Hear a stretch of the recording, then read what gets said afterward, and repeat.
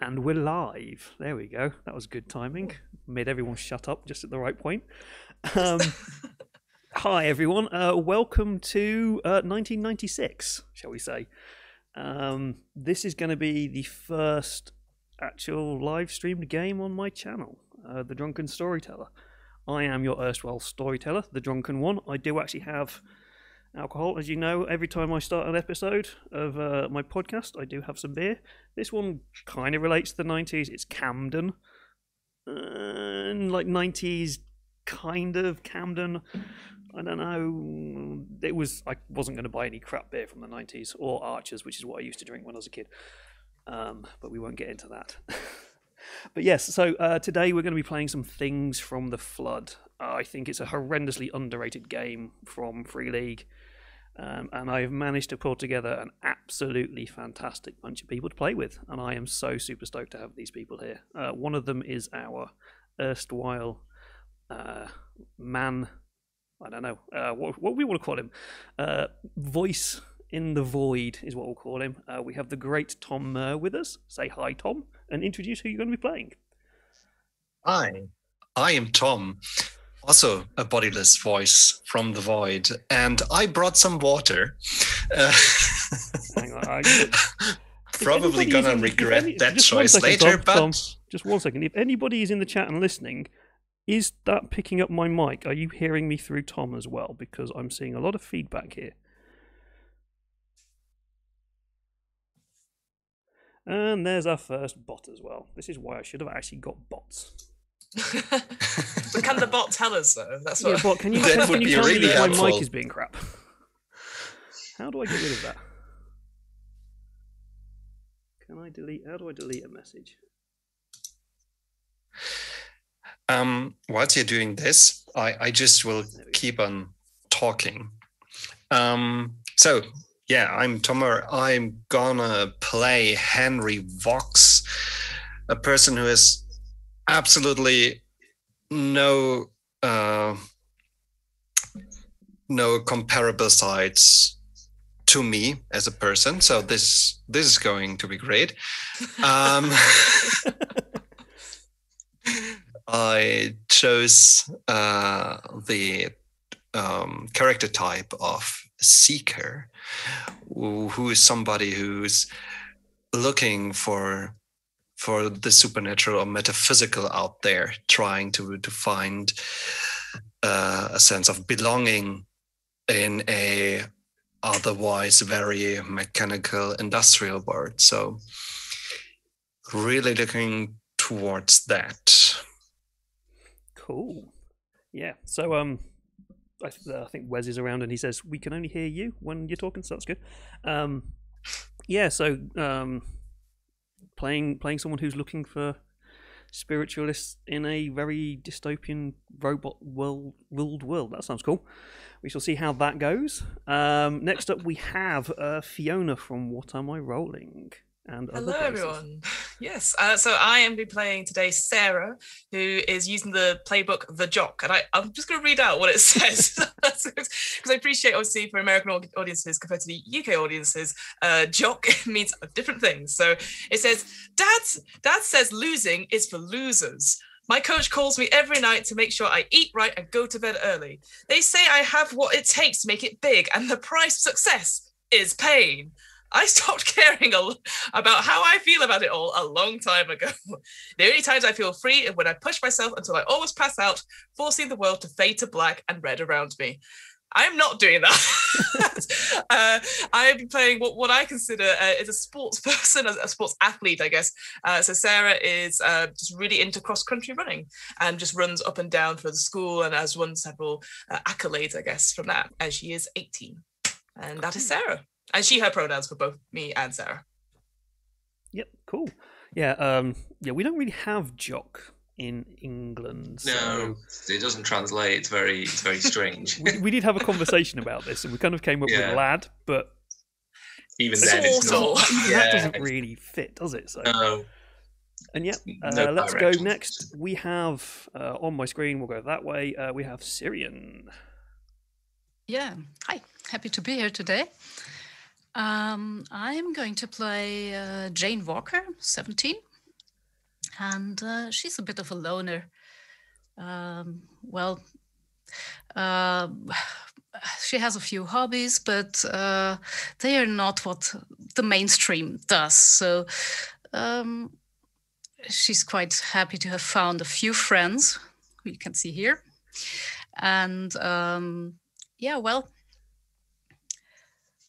she likes nature, she likes writing, and yeah, I guess music, films, and so on.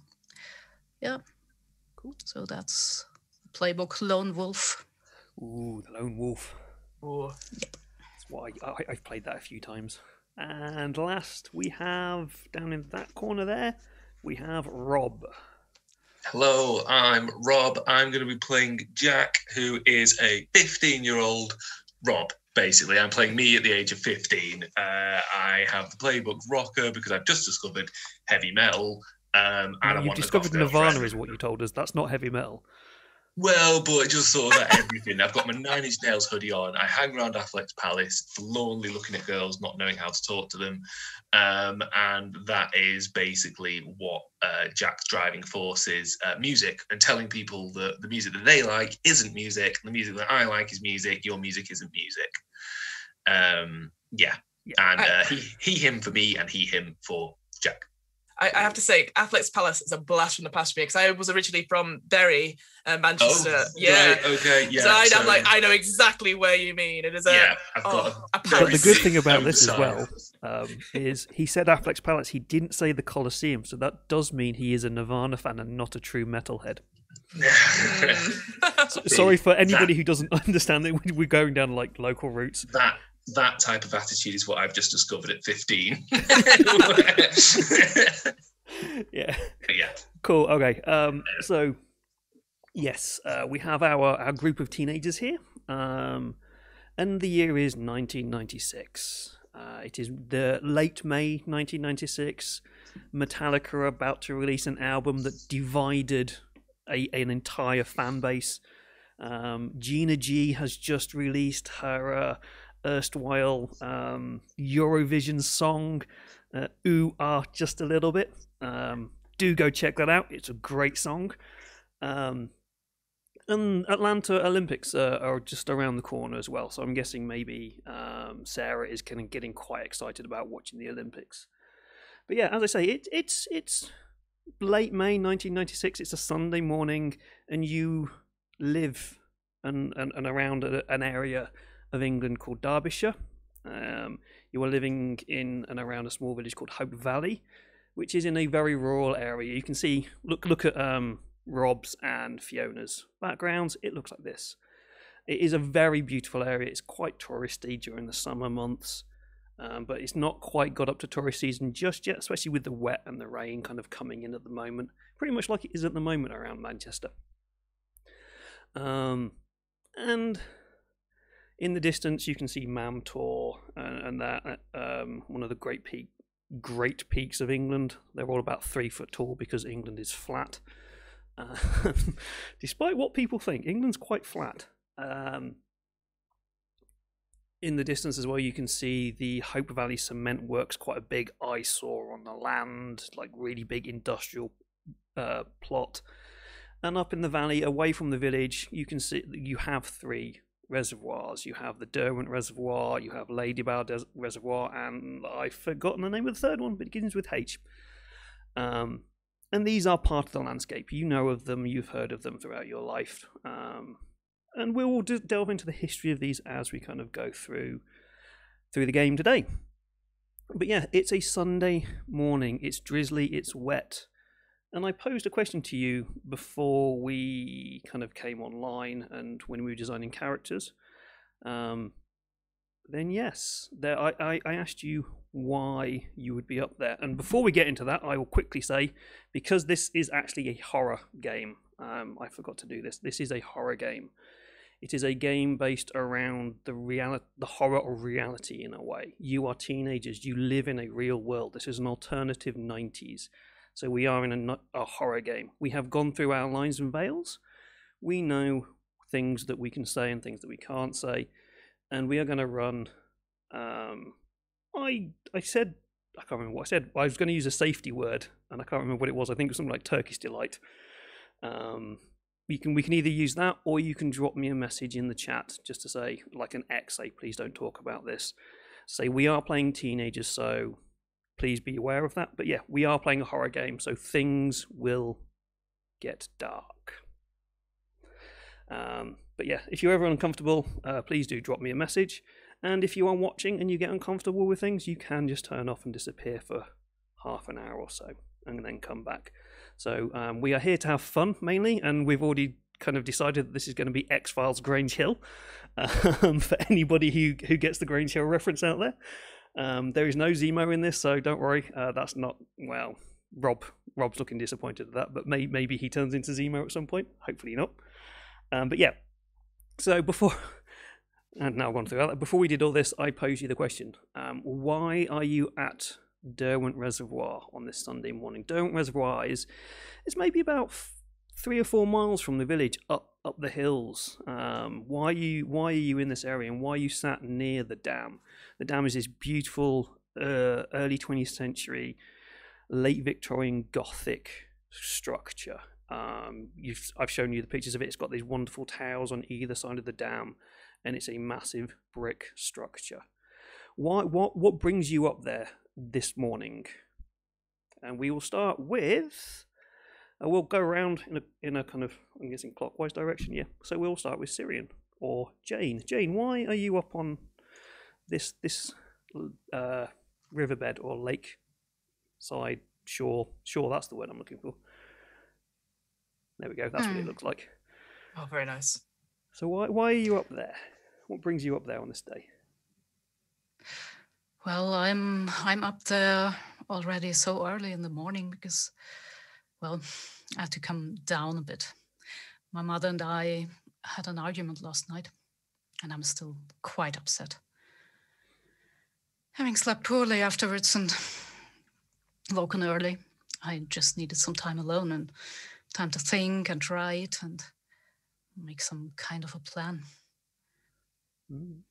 Cool. Well, so you are up there by yourself. You've come up. You've got your rain mac on, maybe an umbrella. You've sat down, taking your notepad and pen out, and they're starting to scribble some ideas down. Maybe hunkering up a little bit, bringing your hood over to make sure that your notepad doesn't get wet. It's not raining much, but it's enough just to make everything slightly damp in that really annoying way that you're not getting wet, but everything is wet. Cool. And so you are sat there doing this, and Rob. So Jack. Yeah, Jack is there because, like all rebellious teenagers in a rock and roll phase, his parents have brought him here for a Sunday morning walk. So he is huffing and puffing. He's let them walk ahead, and he's purposely going as slow and inconveniently as possible, just to make his parents never invite him for another Sunday morning walk. But yeah, he's kicking stones and muttering and everything. But yeah, back to put my hood up as well. So there we go. I've got the image of what's his face? Kevin. Yeah. Kevin and Perry. Literally. Yeah, been brought up. I'm cold because Mum and Dad told me to bring a coat, but I refused to. So I'm really cold, but I'm not letting them know that I'm cold, and I'm soaking wet. Yep. So I'm wearing a nylon hoodie or whatever, polyester hoodies. But yeah, but you know, it's quite moody. This would be good for an album cover, I'm thinking. Yeah, and you're walking along the shoreline, walking along the footpaths that are quite well worn around the lake itself, and you see Jane sat there by herself. Your parents have already walked past her. They're kind of heading towards the other side of the dam, so kind of going down back maybe towards the car park, and moving away. You're in a moment where you are kind of free of your parents, but you know you're not. You can't see them, but you know where they are. So you're kind of taking that 2 seconds of freedom moment. That's where you are, moving up towards Sarah. We will continue going around, and we have Henry or Tom. So, what is Henry doing?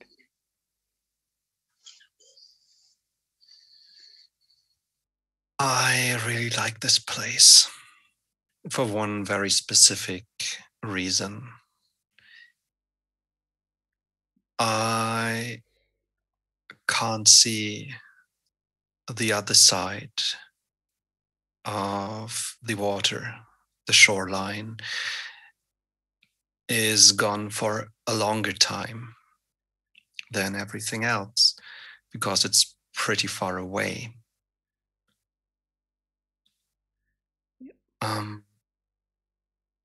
As I'm up here, it's easier to forget that my eyesight is getting worse by the month. And yeah, it's still a gray mesh, but it's the same gray mesh as last year or the year before. So I'm here picking up some stones and listening to the gentle waves. Cool. And as you are kind of sat there, maybe Sarah's a little bit further down. You catch a blurry sight of Jack walking towards you as well, and you looking across the lake itself. You would on a good day you'd usually see the other side of it, but with the mist coming down and your failing eyesight, then it becomes a little bit darker and harder to see. And you just kind of sat there contemplating this unfortunate situation. And we shall come up to our last person who is around the reservoir. So Sarah, why is Sarah around? So Sarah is obviously always in training. Like it's meant, she's recently got actually offered a contract to sort of for sort of like just running in general, sort of like with the region, and she's got really keen to get her spot at Loughborough University, which is a very famous sort of sports university, and so possibly get there on a scholarship. But obviously she needs to prove it. And over the last couple of weeks, she's been training, and there's a big final coming up where she obviously has to showcase it, and she knows that the invigilators are going to be there. So it's a lot of pressure that she's put on herself, and she's had, as similar to everyone else here, there's been tensions at home. So what she's done, instead of doing the normal thing of just going to the track near school, she's actually decided to do some more steeper hills and stuff. And so it's actually done a long early route around the reservoir. And so it's like at this current moment, it's sort of huffing and puffing, like not red face, because she's fit, she's much fitter than I am, but it's desperately obviously in her head counting the time, and I has probably a little stopwatch to double check like what her pace is per mile, etc., like that, and probably is a bit frustrated because it's not as fast as she would like it to be. Are you coming but that's what towards, it is. it the end of the run or midway? What kind of point of the run would you be? I would say it's a midway. Okay. But she's definitely taken a longer route because she doesn't want to go back home. That's fair. Cool. Yeah. So as this is all kind of going on, Jack is walking up towards this point where Jane is making her notes, and you notice that Henry as well is there. You're not friends as such. You've seen each other around school, obviously, with Sarah, Jane, and Henry were probably within what we would term sixth form in England. In other countries, I don't know, but you're 17, 18 years old. Jack is a bit younger, but you'll have known each other. It's a small area. The village probably has no more than 300-400 people in it. Down the valley, you have other towns which are bigger, but the school you'll know each other. And you'll know each other, that you'll see that maybe you don't really all want to be disturbed. But as Jack is kind of walking down, and he's just lost sight of his parents over the edge, and they're walking down. And Sarah, you are running past. You kind of maybe run past Tom, not Tom. So many names. Run past Jack. Henry. And and you're running towards the others. Do you say anything to Jack, or do you just ignore him and kind of are you in your own space? Oh, if I'm running past them, I'm definitely on your left. I was trying to get past them, 1,000%. I would be early Captain America. On your left. Yeah, early. Yeah. On your left. Yeah. That kind of speed. Mm-hmm. Cool. Yeah. As this is going on, so we have Henry and Jane. They're sat there and they're watching the lake. I'm guessing, Sarah, you're not paying any attention to the reservoir at all. You're looking at your footing. You're across country. You know you're on unsteady footing. What about Jack? Is he paying attention to the lake at all? He's going to be looking out at it, but no, he's mainly in his own head. I think at the moment, just like huffing and puffing and thinking about not the lake. But he's looking at it. But yeah, he's mainly trying to not get. Yeah, he's mainly trying to not get hit by runners at this point. I'm huffing and puffing going past Jack. Jack is just huffing and puffing anyway. Yeah. And then, fly past and definitely sort of tries to give a okay, but it comes out like Sarah runs past. But yeah, makes sense. But no, I would say no, he's in his own head thinking of, I don't know, the last issue of Kerrang or something. Excited about this anticipated new album from Metallica that is going to be the best thing they've ever done. Load is like released in a week's time. Loaded, oh no. Yeah, Load is like, I think it was June 4th or something. I was looking it up earlier, so it's like a week or so after I've set this. So yeah, but yeah, so you are kind of all in this area, and as Sarah, you run past Jack, and you're like, on your left. And Jack's parents have just disappeared outside. You all feel this faint rumble beneath your feet. Very, very slight. Not like a full-on earthquake, but the ground has definitely done a small little rumble, a small little shake. And those of you who are looking out towards the water, so definitely... Henry will definitely notice this, and maybe as you feel this, the others of you are like, what? You notice some bubbles appear in the center of the reservoir, quite a lot, as if maybe something underneath has been disturbed. Like the bubbles you'd usually see of maybe a fish has swum past, but there's a lot more than a fish would create, and it's bubbled up. And within this risen bubbles, a second or two later, you notice something has also risen to the surface. This is not normal. This is quite the dam has been around since 1904, so it's been around for quite some time. It's quite a sturdy structure. There's never been any earthquakes around here. You've never felt any tremors before. And there's never been anything weird happening in the lake. It's just a reservoir. And yet, the ground has shaken. How do you react? Do you react? Do you care?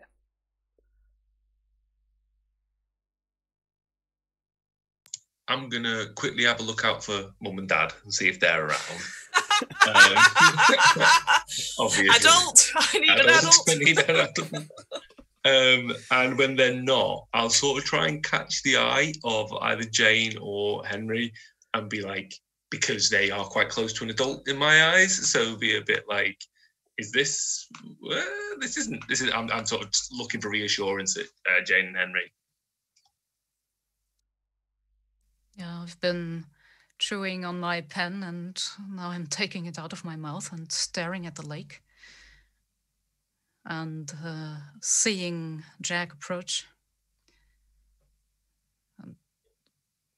Well, I just don't know what it is, so I strain my eyes a bit, and and then turn around to Jack. Did you feel that? Yeah. What do you reckon it is? Are they turning it on? I don't know how dams work, both Jack and me. So I'm asking, do you think they're like turning it on or something? I don't know. I never felt that here before, and I come here quite often. Normally it's just like a lake. Yeah. That's really weird. Do you think we should tell someone? I don't know. Maybe we can stay a bit and watch it if it comes again. Well, I will take reassurance from that and be like, yeah, okay, and sort of look out over the water, see what's going.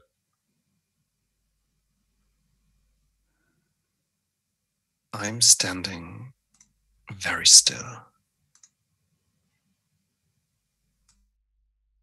I close my eyes and try to feel if there's more. Was this a one-time occurrence or will it repeat?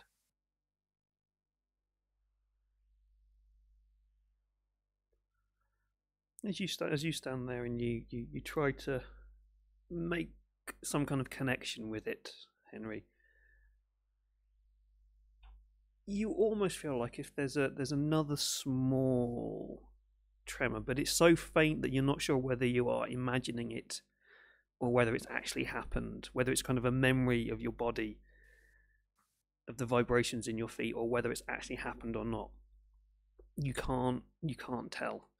I will let you decide whether you've seen what's happened in the lake or not, obviously, because you say you have poor eyesight, so it's almost smack bang in the center of the reservoir. So you may have seen the bubbles or heard the bubbles come up, but whether you see it or not I'll leave that up to you. I probably haven't. Okay. But I really hope that nobody is watching me right now, because it would be one of these things I would be looked at for. But on the other hand, I can't help it.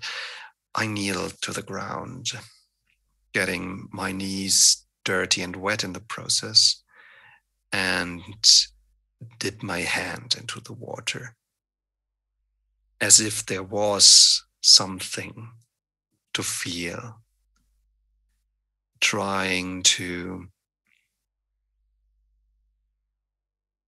get a sense, was the second tremor just my imagination? And then I'm feeling very foolish for that, very self-aware, and I get up again and try to clean up my knees and turn around, and can probably recognize the two other people watching me. And I get this feeling that I should explain myself once again. Cool. And hi. Hi, Henry. Hey.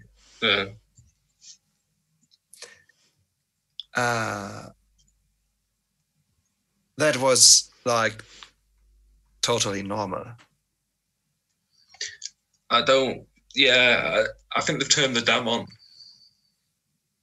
Oh yeah, sure. They turned the yeah. Mm-hmm. Yeah, that's what Jane was saying. We said they've turned the dam on, and that's why it bubbled and that.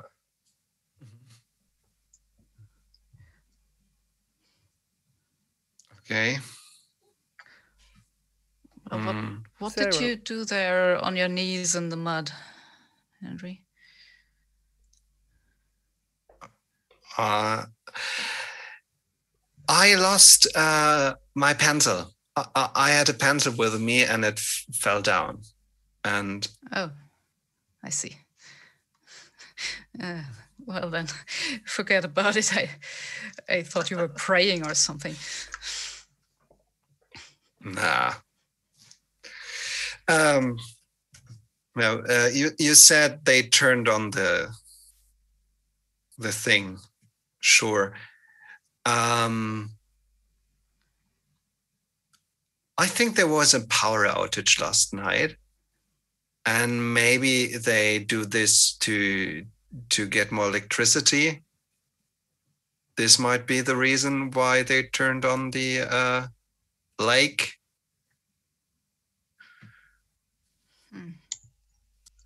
Maybe. Don't know about such things. I don't remember there being a power outage last night, but I'm not going to say that because I'm just agreeing with everything the older children say. Yes, old people. Older teenagers. You know better. Yeah. So I'm not. You're sort of being in the in crowd, Jack. That's all it Well, is. it's exactly that. I'm worried that if I say I don't remember it, you'll be like, yeah, because it was at 11:30 and you were in bed. So I don't want to. I'm agreeing with everything Jane and Henry say, and also laughing uncomfortably if any jokes are made. Right, Sarah, where are you? Well, So I think after basically like winning the race between me and Jack, even though Jack wasn't in the race, I felt Jack was in the race.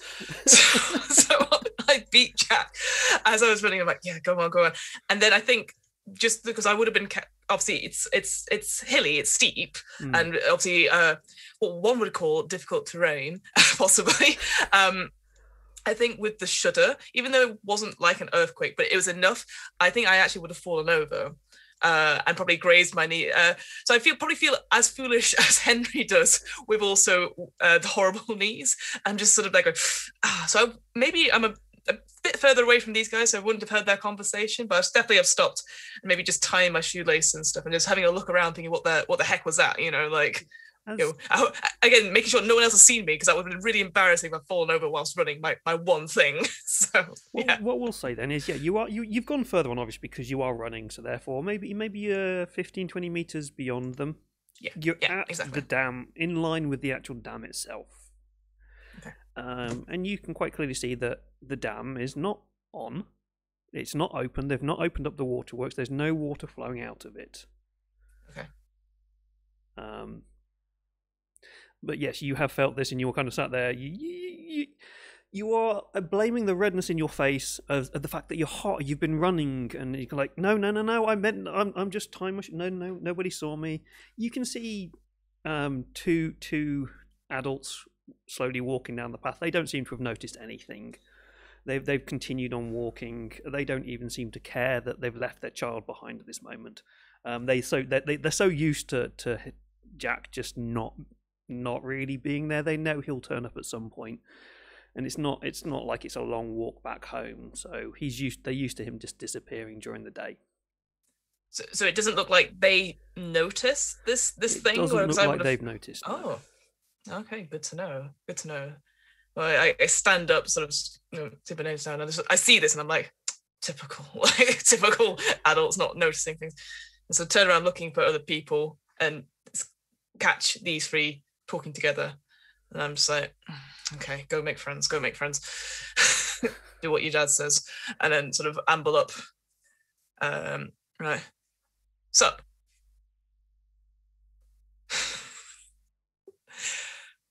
Look, Rob, I wasn't like this as a teenager, okay? I definitely didn't say well. Sorry. No, I know. But yeah, Sarah's like, sup?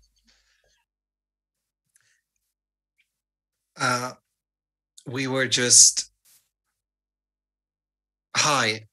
We were just like talking about this strange thing that happened. They turned the dam on.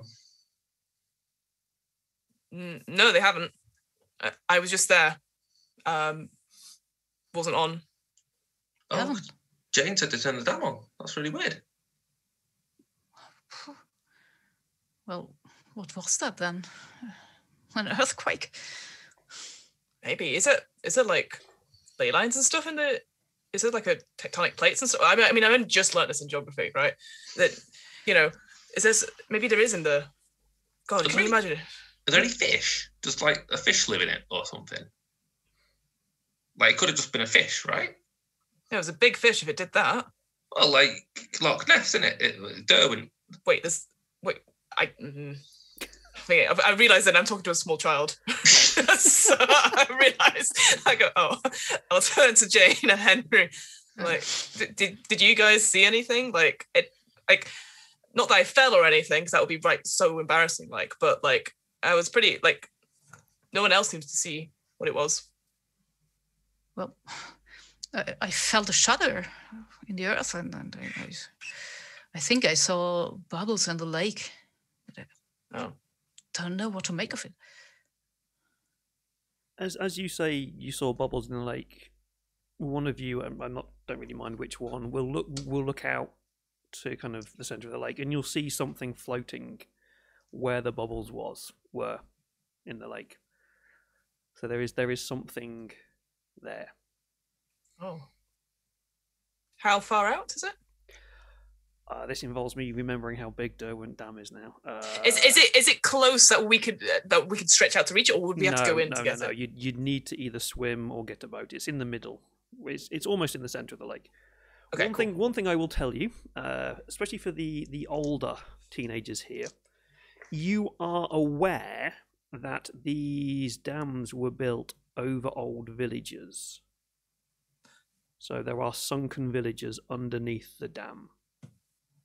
So especially maybe Henry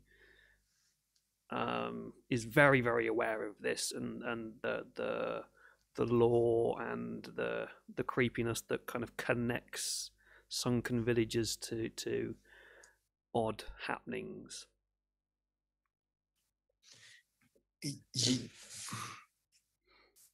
Maybe. You know, like there's this shipwreck of the hover ship, like on the other side of the village. Maybe something went into the lake and it's coming up. Whoa. This would be like very, very creepy, but you know, there were once like houses and stuff in there. I heard like planes crashed in it during the war, and like they float occasionally. Right, could be something like this. Oh, maybe it's one of the old planes coming up. There's a kind of a lore thing here for things from the Flood and Tales from the Loop. There is this thing called magnetrine technology, which is basically anti-grav. It was discovered by the Russians, and so it's now all failing. So a lot of this modern weird future tech that exists in this universe is all weirdly failing because of something that you don't know anything about that happened in Sweden, and things from the flood arising from a particle accelerator in Sweden, but we'll ignore all that. You will have seen every now and then these magnetrine things flying over the village. You won't have experienced much of it because Hope Valley it's a small village and it's out of the way. You are near Sheffield, where they probably build a lot of this stuff, being the industrial town that it is. But you won't have had that much experience other than seeing these things maybe flying overhead. You won't have seen any of the massive tractors and industry stuff because it's a valley and there's lots of hills and you can't do stuff. But you will be aware of these things. So you'll probably say it could be a plane from the war before magnetrine was discovered, but it could also maybe be a magnetrine thing. And you are aware that I know just around in a nearby valley near Glossop, there is an actual wreck on the surface of on top of a hill of one of these magnetrine things. And if you actually Google this, there's actually a wreck of a plane on top of a hill near Glossop, and that's actually going to be a magnetrine in this world. So, and you can go up there and visit it if you want to. In real life, all of this is over. Please Yes. don't go that way in the game. But yeah, so you'll be aware of these magnetrine hovercraft things. They're not very quick moving generally, but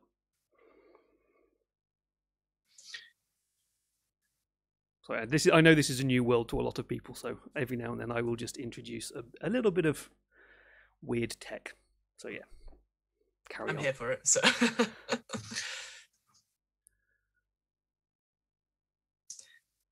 Well, look, I don't have to. I really can't be around here standing around chatting to you guys all day. Like, look, whatever it is, and I'll point in case anyone else. Look, whatever it is clearly that.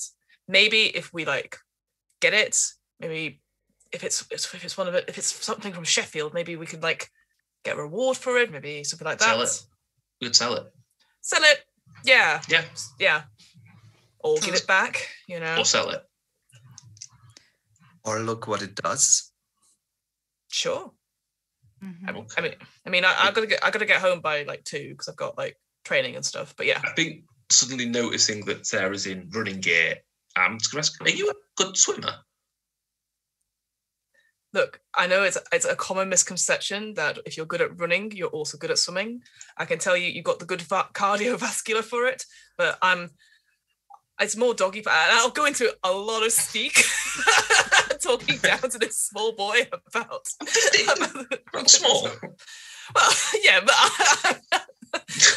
anyway, so I'm like, look, I mean, I look at everyone else. I presume everyone else is not dressed in athletic wear, active wear. But it's quite far out though. I need to either swim. And this thing that came up to the like surface, it's quite big. Is it like humanoid shape or is it small? It's too far for you to tell what it is, but it certainly looks like there's cloth or clothing of some form around it, or like it could be a bag or something. I know we've posted this in the Discord chat as well, but I'm now imagining Sarah actually dressed as Mr. Motivator. Are you in that full like bright neon colours, like kind of like? This wonderful I think I definitely would be the 90s vibe colours. Like if you think like Pat Sharp or Funhouse, definitely the ending of those colours with the twins. I'll be like, fine, and I like take off the coat, like, and I maybe just hand it to Jack. And I'm like, look, I guess I'll go in. Just watch me, like, you know. Someone want if I'm to in make trouble. me? Let's have our. I'm going to have our first roll of the game. All right.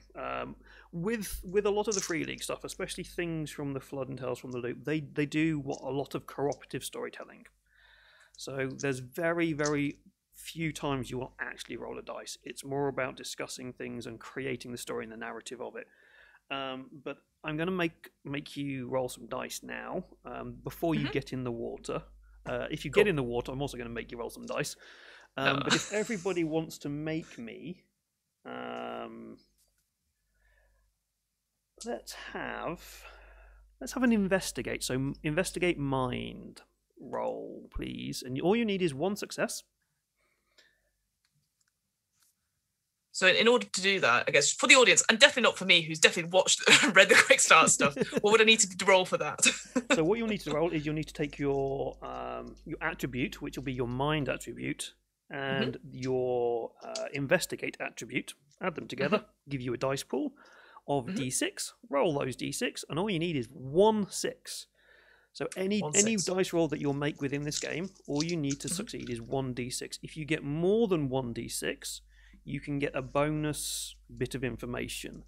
And if you get, I'm gonna kind of use my own storytelling powers here. If you get 2 extra, so if you roll 3 D6, I will let you take control of the narrative for the information that I give you. So I will just give you the bit of information, and then you can control that bit of narrative as to how you want to form it. Brilliant, thank you.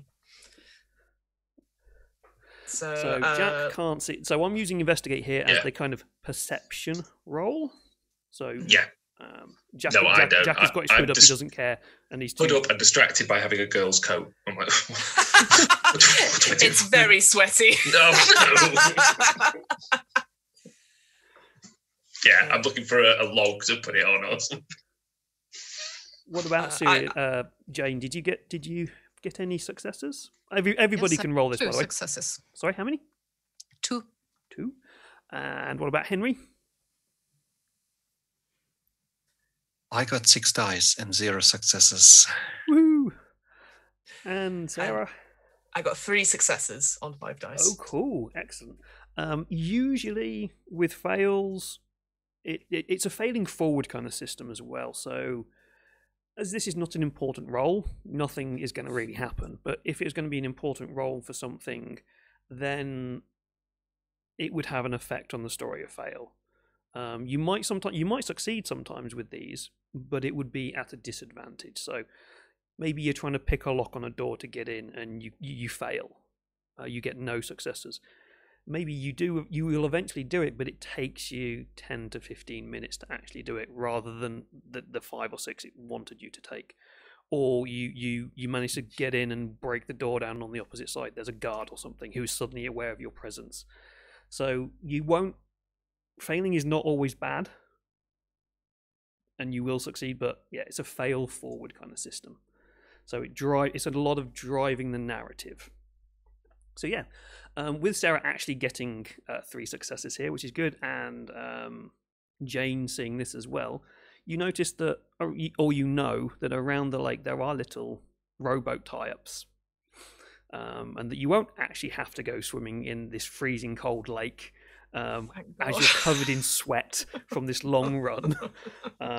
So you know, and you passed a few on your run beforehand. So I will let Sarah and Jane take this away to describe this. We'll start with Jane first. Just kind of, do you like, no, don't go swimming, or kind of as you see this kind of starting to happen. Well, you realize that will be awfully cold in there. Yeah. Obviously, yeah. Yeah. Yeah. You really want to do that?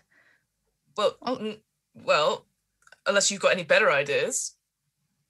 Yeah, I actually have. You saw that rowboat over there? Yeah. No?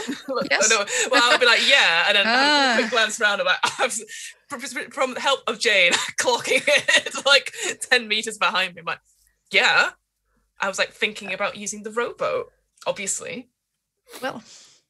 Well, I think it has place enough for all of us. Don't you think so? Yeah. So, well, I clap my notebook shut and stand up. I'm not going to write my short story now anyways. So, what about some adventure? Sounds good. I take my coat back from Jack and roughly put it on.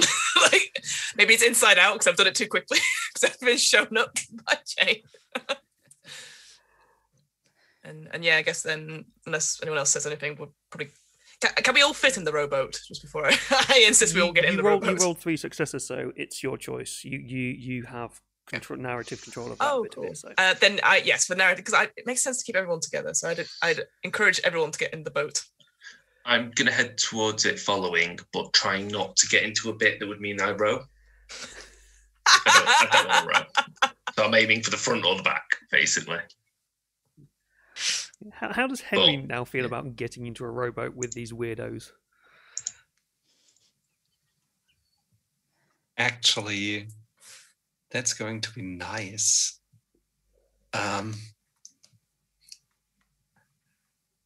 They are showing so much insecurity. This is nice. This is like, yeah, I'm fitting very well. It's good, and maybe this has to be something special, right? And maybe this will mean that I meet some people who are special, of whom I could use some more in my life. So this went from interesting water thing to interesting people thing. Cool. Yeah, right. So, who's going to row the boat? Aaron's going to row the boat. Yeah, I think I'm going to let you have my... this discussion now. I think. What order do you get in the boat? How stable is it? Is it leaky? Oh, cool. I guess with the freezer system, it's a decent boat. It fits everyone in at a squeeze, unless someone please correct me. Sarah will be definitely happy to row because she just like, if anything, it's a test and a challenge, and she likes that. But I guess because I'm guessing it's too big for her to do both of them, so she would insist that somebody else does the other one.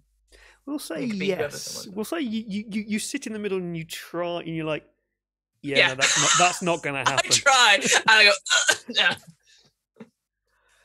As well, it's tied up on a jetty, so you're going to get in. You can try these things out.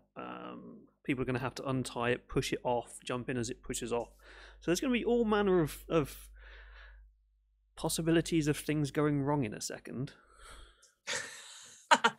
So I'm definitely not going to do the jumping part. Oh yeah, also same dibs. So yeah, we do the thing with the nose, and it's left to Jane. Oh no! I would gladly row so I can appear to be useful. Cool. Are we going to roll to see if we just go in a circle for the next 2 hours? Yep. And now for the rest of the 3 hours of this, or 2 hours of this session, you are going round in a circle, and you learn the wonderful every single nook and cranny of the entire valley. And well done. Thank you very much. Wonderful game. Thank you very much, and we'll see you next week. Well done, David. Yeah. No. Okay. Again, narrative control. I'm not going to make you roll for this. You're not going to push the boat off hard unless you're specifically trying to make Jane fall in the water, which I'm going to guess you're not. She pointed to the boat, so I feel bad if we push off without her. This is Jane's boat, effectively. Yeah. Captain Jane, you've been promoted. And so I think I'll do an impressive leap into the boat and just bring it a bit out of balance. Yeah. You just kind of jump in, stand up, and like try to do a captain symbol, and it's like, and you cast off and you start rowing out. It'll take you a good maybe 10-15 minutes to row out there from where the boat is tied up. Yeah, I guess we'd insist that Jack looks for wherever the thing is. If we're busy rowing and Jane's standing there looking impressive as our now captain. So I insist Jack looks out. I'm going to make a comment that it's just like Swallows and Amazons, and then realise that a 15-year-old boy shouldn't be reading Swallows and Amazons, and shut up immediately. Now, do you want to explain to the international audience what that is? So Swallows and Amazons is a rip-roaring yarn from the 1950s about upper middle-class children living in the Lake District for a week, pretending to be pirates and foiling poor people and doing all jolly cave. Is so fucking twee. Can we swear? Sorry, I should have asked them. Can we swear? Yeah. This is it. As I say, it's a horror thing. I can't do the content warning thing because I kind of fucked up the bot adding thing earlier. Well, it's this one now, so it's... So there we go. Yeah, it's just this really fucking twee 1950s. Rah rah rah! Let's drink ginger beer and conquer the world. Very Ian Blyton, yeah. Yeah. So it's all about being on a lake in a boat. So in the Lake District, because that's why it's called the Lake District. Yeah. So yes. So I'm going to comment that and then realise that I did say that out loud and shut up and be like, oh. Cool. Yeah, and you row out. Obviously Sarah and Henry are facing the wrong way because you're rowing, so the thing is behind you. What way are Jane and Jack facing? Are you facing towards where you're going, or cool? Yeah, kind of giving directions. Bit more hard on the right. Towards it. Sarah, slow down. More to the left. Yeah. Oh God, I'm gonna be Sarah, sick. stop making us go in circles. Calm down. There's a gopher on the loose, I think. Yeah, so you eventually get out there in a kind of a weavy, windy kind of path, and you make it out there. As you get closer, Jack and Sarah, you notice the shape of this thing in the water. It's a curved object that is floating in the water. It appears to be a jacket from a distance. You seem to notice it's most likely a jacket. And as you get closer, it is quite clearly attached to somebody. Somebody's wearing this jacket, and it's actually a body in the water. As you get closer, you notice it's quite an old body, of an older gentleman. It's not very long. It's not very long. It's not a very tall person. The jacket, you notice it appears to be overalls of maybe a workman of some kind. They're lying face down in the water. You can see wispy grey hair kind of coming off the corpse. As soon as I realise it's a body, I'm kind of like suddenly all like serious, just be like, "Shit, it's a body! It's a body!" Like, and be tapping the two rowers on the shoulders and being like, "It's someone! It's someone!" Like half trying to say stop and half saying hurry up and get to them. Kind of, I'm not sure how to react to it because it's a dead body. So yeah, I think as soon as I realise what it is, I'm gonna sort of just shout out and shout quite loudly it's a body as well. What are you talking about? A body? Where? In the water. The water you can see it, right? It's not just me. I turn around and probably I see it now too. Yeah, it's an old guy. He's wearing a jacket. I was about to say, has anyone got a mobile phone? But no, they don't. No, they do not. 1996, you would have a mobile. Someone could possibly have a mobile phone. But you'd have to be very rich. Yeah, and it's not going to be working. You're not getting signal. In the middle of the lake. Like, not a chance. Yeah.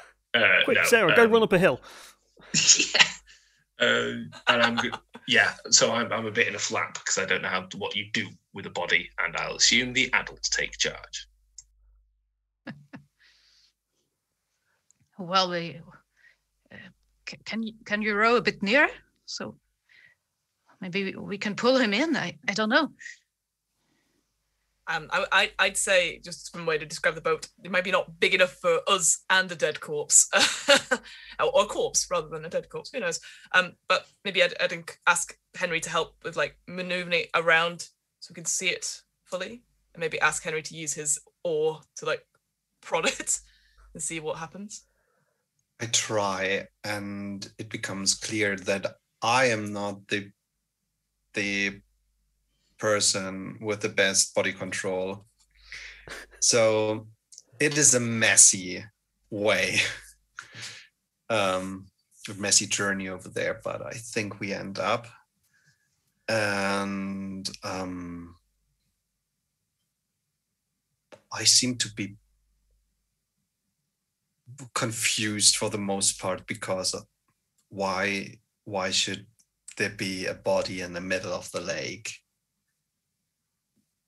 The place was emptied before it was flooded, so there shouldn't be people in here. And this morbid thought creeps into my mind that we have to check how rotten the body is. But I'm not telling the others at this point. We will see soon enough. As you get closer to it and you start to try and maneuver around to see if you can see anything, or maybe make Henry try and poke it with his paddle, you notice around the head that there seems to be something metallic on it. You can't tell what it is, maybe whether it's a plate in the head or whether it's something else metallic in the water, or whether it's floating around there. But there's definitely something shiny and metallic around the head of the body. And sorry, could you just clarify, David? Did you say it was sort of face down, or is it Yeah, face it's face up? down.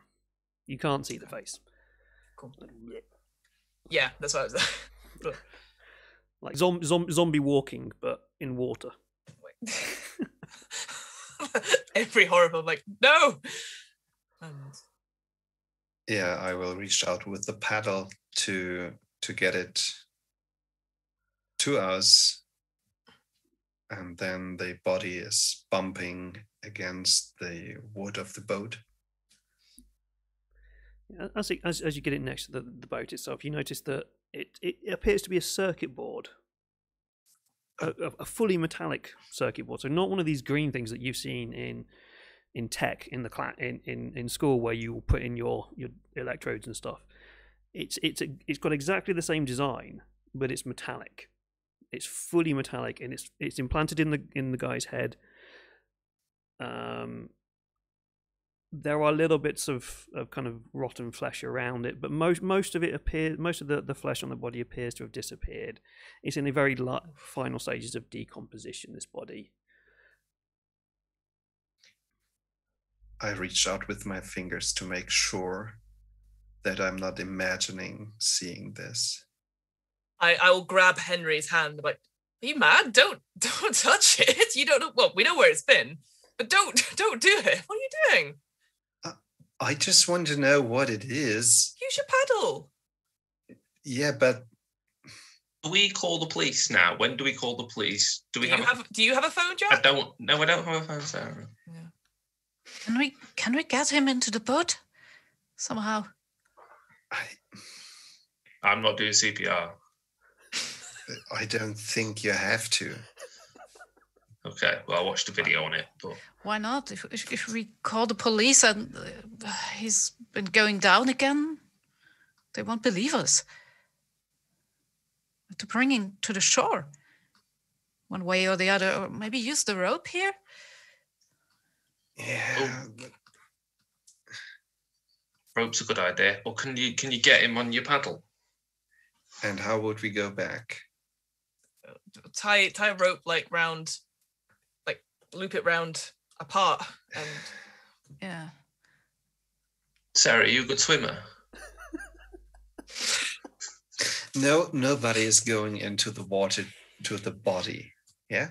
agreed. Okay. Daggers at Jack as we've just had this conversation back on the shore. Well, I think we can use that rope. Yeah. Yeah, Jane's right. All right. I guess we'll get the rope that's conveniently in our boat. And who's going to tie it around the body?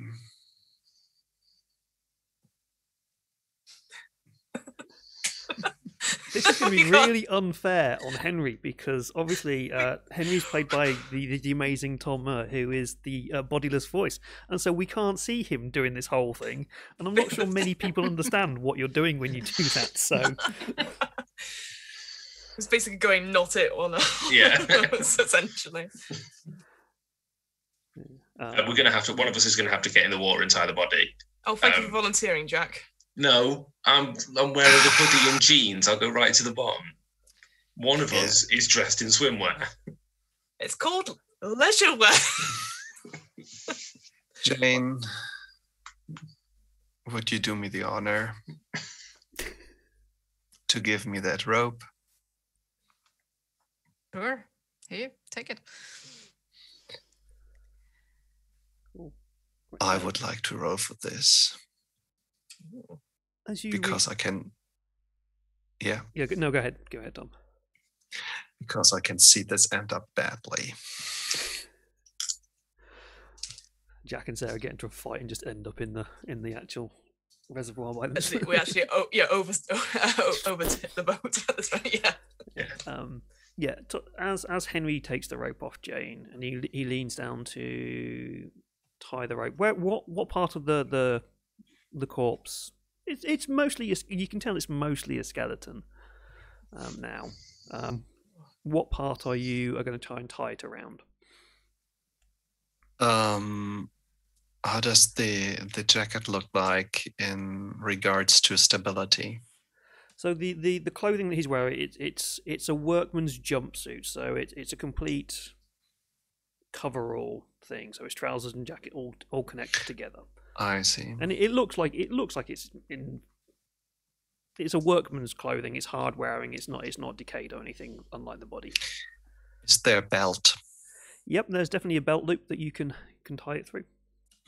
I would like to do that. Cool. Are you going to try and drag it onto the boat, or are you going to try and drag it behind the boat? I am tempted to get it into the boat, but I don't think the others would like me if I do that. So, no. And that's one in, one out permissible. policy, Henry. So I try to have him in the water and just drag the body behind. But since it is still an orange, blurry thing I see, I like to use this moment to get a more tactile impression. And yeah. So what do you want to do? In the end, I want to tie the rope to the belt. Yep. And also looking for words. We reach the moment that I have to use a dictionary.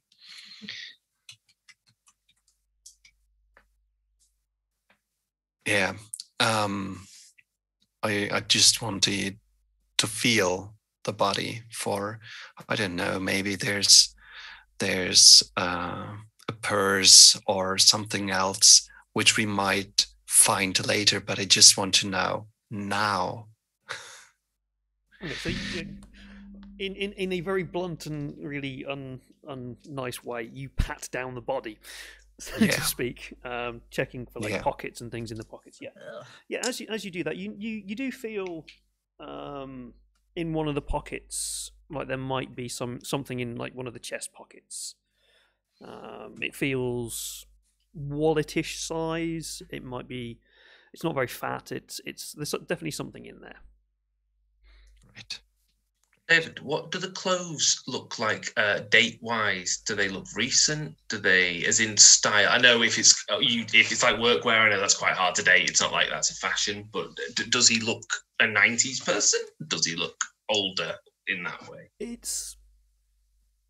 I think the best way it's work clothing, but it's not modern work clothing, so it doesn't have much plastic or reflective gear on it. Right. Yeah. It's definitely not really old. So. You would look at it going, well, he's not wearing reflective gear, but it definitely is a workman. Yeah. So it could be like 40s to the 80s kind of thing, just some cup got it, but not in a hard hat and stuff like that. Yeah. But as Henry is also kind of tying the rope on and maybe touching the body, it starts to, Henry, you notice that the body it's very loose in the clothing. And that as you are reaching around and tying it up, you knock it, and you feel that one of the legs detaches and sinks. It is very decayed, as you can already see, and you can tell as you're touching this, and the body feels like it would break up if you were too rough with it. Oh.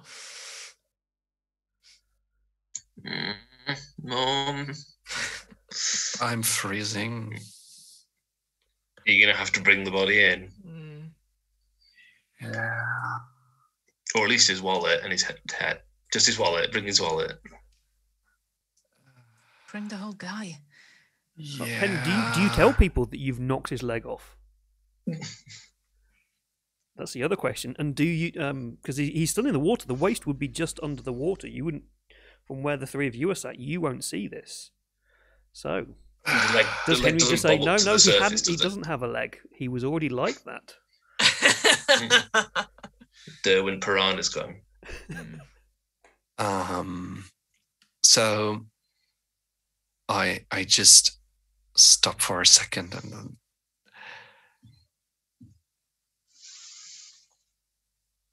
I think this is very brittle. Maybe we should get him in here. If you think there's room. Look, we can at Bernie's this. Look, let's just, and I'll help Henry. if Henry wants help to bring it into the things, I don't want to be out here anymore. Like, I've ruined my personal best at this point. There's definitely enough room for you to have a pile of bones in the boat. So Okay. Can we row very slowly and carefully? I think otherwise it will be very easy soon to have him in here because there's nothing left. Are you okay, Henry? It's kind of smelly, isn't it? It's very smelly, this thing. Well, so do you think we have a chance to bring him to shore in one bit, dragging him behind? If we are careful. You know what? In the end, I don't think we will get him in here, and we won't get anywhere talking about getting anywhere. So maybe I hold on tight to this rope and you take this paddle, and then you and Sarah will get us back to the shore. Right? Oh, Jack, are you volunteering for rowing? Yeah, at this point, the seriousness has hit, and yes, I will give it my best shot. Mainly because I don't want to look at the body as well. This is a good excuse. Oh no, I'd be looking directly at the body if we're dragging it behind, wouldn't we? Because we'd be facing it. Yeah. Oh, lame. Right, I'll give it a go now. Sorry, lame, because South Park's cool now, because it's 1996. yeah, I've definitely got a South Park t-shirt. It's gone through your head. It's like, I'm going to row because then I won't have to look at it. You sit down, grab the oar, and you're like, God damn it. Oh, damn it. Yes. You see Henry holding the body of Yeah, that sounds good. Mm-hmm. We'll row for it. Cool. Jane, you look after Henry. Make sure he's okay. Yeah. Yes, I do. As you start rowing back,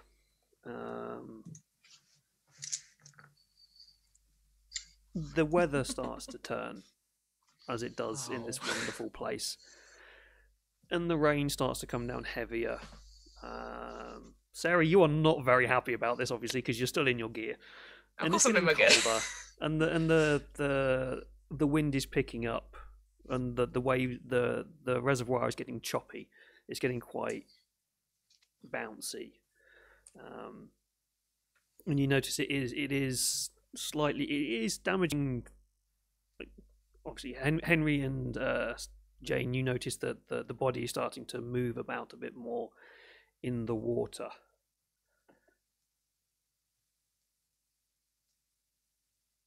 How far are we from the shore just now? I'll say it will take you 15 minutes to row back. Oh, God.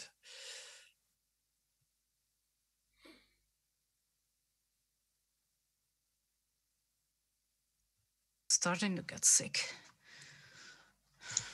Yeah, it's getting quite choppy. If you're not used to being in the water, seasickness is a very real thing. We're going as slow as we can, but we need someone to bail water out, I'm guessing, at some point as well.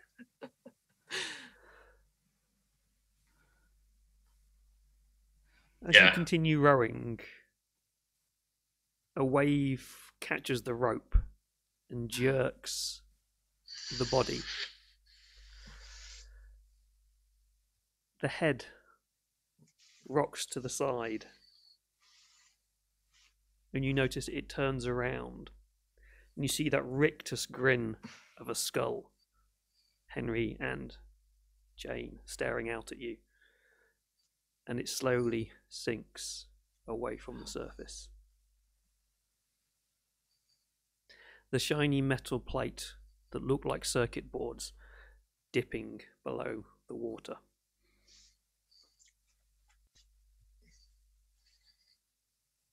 Grab it. Yeah, can we grab it? You have lost the head.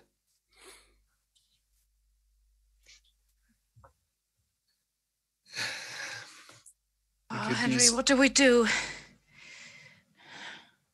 Are you keeping up there? Don't you want to come in and we just give up? Don't want to lose you out there. You know, the thing I was most worried about is gone, so... What? The head? Yeah.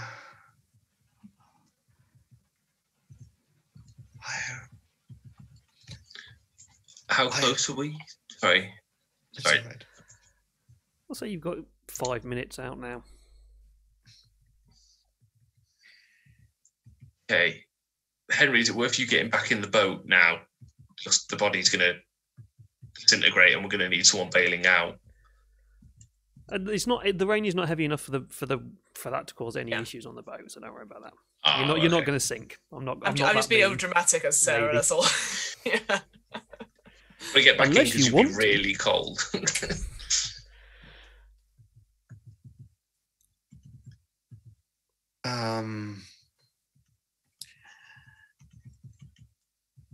Well,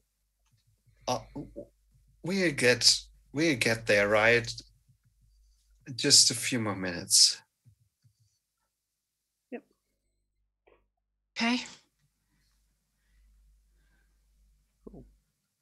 So what we'll do, just because I actually need the loo, we will say that you've just arrived at the jetty again, and we will take our half-time break now, and we'll deal with how you find what you find on this body after the break. We'll take about a 10-minute break or so, give everyone a comfort break. So let me just find things and make sure that I go to the right thing and don't put up the wrong thing. And meeting. Great.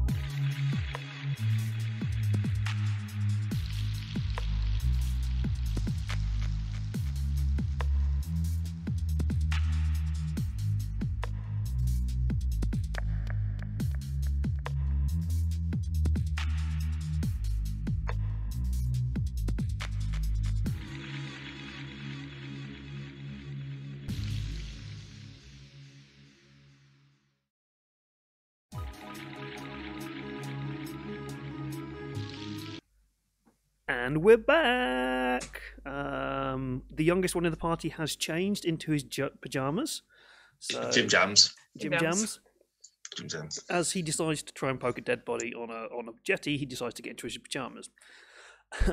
So yes, you have managed to row your boat, your little dinghy, back. You have managed to bring 70% of a skeleton tied up in a kind of worker's jumpsuit back to this jetty. It is now starting to really heavily rain.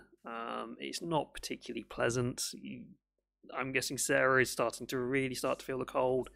Your body's cooling down after the run, but maybe because you've now found a body, everybody's adrenaline will be up. Remember, you are teenagers. So content warning for those of you who might be joining in new at the break time. This is a horror game. There is a content warning. We will swear. At least I will swear. I don't know whether teenagers will swear. Do teenagers swear? Is that a thing they do nowadays? I don't know. Yes, they invent the new swears that we pick up later. Yeah. And there are obviously horror things within this because we're talking about dead bodies at the moment. So, yeah. So, as I say, you've managed to bring the body to the shore. I'll say you managed to get it onto the actual shoreline itself. You can bring it up nice and easily just to save time. And you're now out the boat. That's tied up, and you stood around the remains of this corpse. So currently there's no head and one leg gone. So we've got a torso, the arms, and one of the legs. And obviously dressed in its clothing as well. Yes. We should get the police, right? We need a phone box. Are any of us aware of any phone boxes anywhere near here, near the car park or anywhere? No. The village that you're from, so you're either from Bamford or Hope Valley. Bamford's maybe a 2-mile walk from where you are. Okay.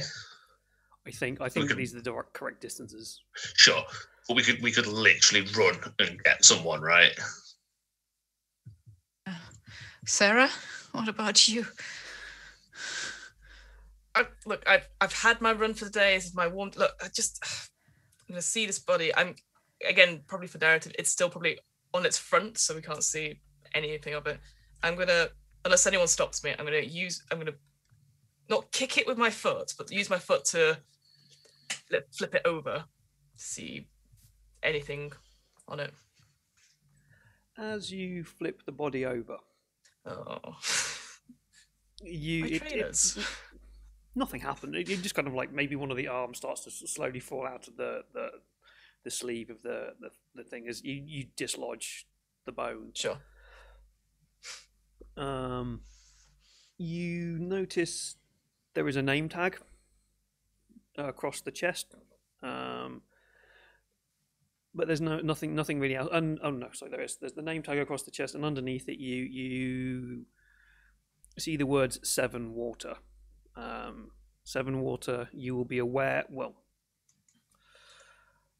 I'll say the older children, you might be aware of this, but Seven Water is the company who run the water services for Derbyshire, and it's SEVERN, Severn Water.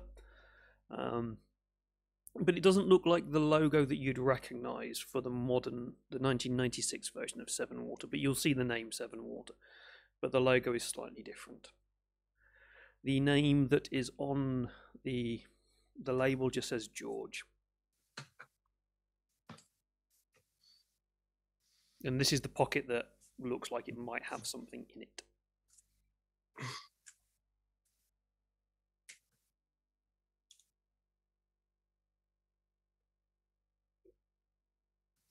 I don't want to go poking around in there, but we probably should find an address or something, right? On a driving license or something. George, well, we need a last name.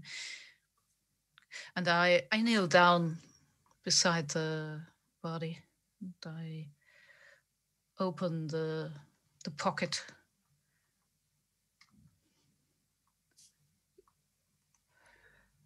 Is there anything in there that would help us identify that person? Inside the pocket, you pull out what appears to be an ID card. It looks like it's a laminated ID card. It would have been attached to a lanyard at some point, so it would have been attached to a thing to go around the guy's neck. It's quite decrepit. It's not rotten or anything, but it's decrepit because of the water damage that has been picked up on it. But you stare at it and kind of look it around, pass it around everybody. You manage to work out the name of the person. It is a guy called George Meyer. There's a very, very faded photo on this as well of somebody maybe in his mid-40s, very bland looking, a little bit gruff, maybe like a general worksman would look. You pick out some of the letters on there, which through a little bit of jiggering, you can kind of work out it means sanitation. And on the back, there's a barcode, or the remains of a barcode, and a symbol that you don't recognize instantly. But if you want to make me some rolls, I will find something to see if anybody knows what this symbol relates to. Definitely.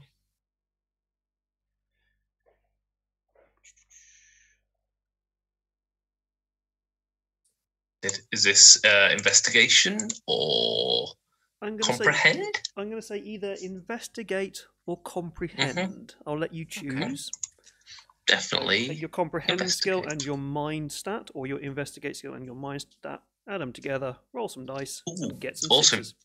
Investigate is one of my key skills, so if I roll particularly well, I think I get a little bonus. Ooh. Let me have a look. Oh, no successes for Sarah on comprehend. That's fine. One Sarah success. would probably be the least likely to know this. Yeah. Jay? What? One. One and one for Jack. And One what for about Jack. Henry? I got 3. Oh.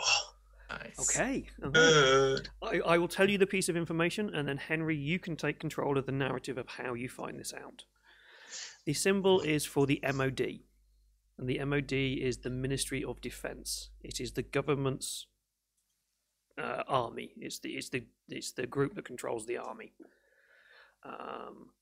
The other piece of information that this will instantly recognise in your head is that this area was used in the 1940s to train the Lancaster bombers for the Dam Busters. That's the one. I've got the tune going around in my head now. It's where they perfected the bouncing bomb that bounced across the top of the water to attack dams in the Second World War, to blow dams up. And so there is a connection. There is a connection here with that. Although there was no military bases here that you are aware of, or were aware of. And so, Henry, that's the information that you have become aware of. Take away the narrative of how you want to do this.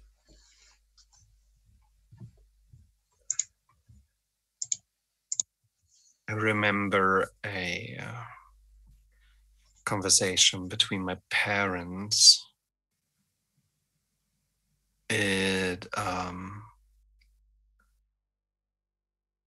is already gone by, I don't know, a month or so.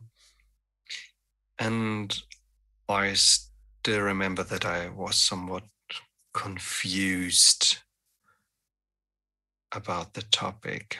My father is working for one of these companies that do a lot of, he calls it landscape development, like cleaning up toxic waste or the remains of malfunctioning robots and stuff like this. And he said something about he was in the area for some time, like working for a few weeks from home, which is very unusual for him because he's all over the country on his jobs. And he said that there was a place there to clean up in the area. Maybe he was talking about the lake, about the dam.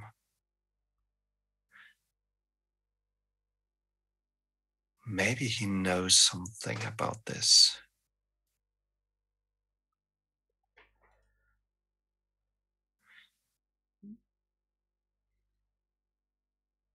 Cool.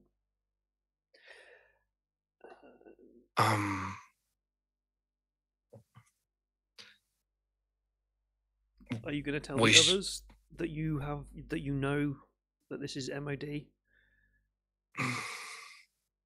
I probably should, yes. So we obviously have to tell people about this, right? Yeah. Sure. Yeah, absolutely. This might get more complicated. Why? You see this guy,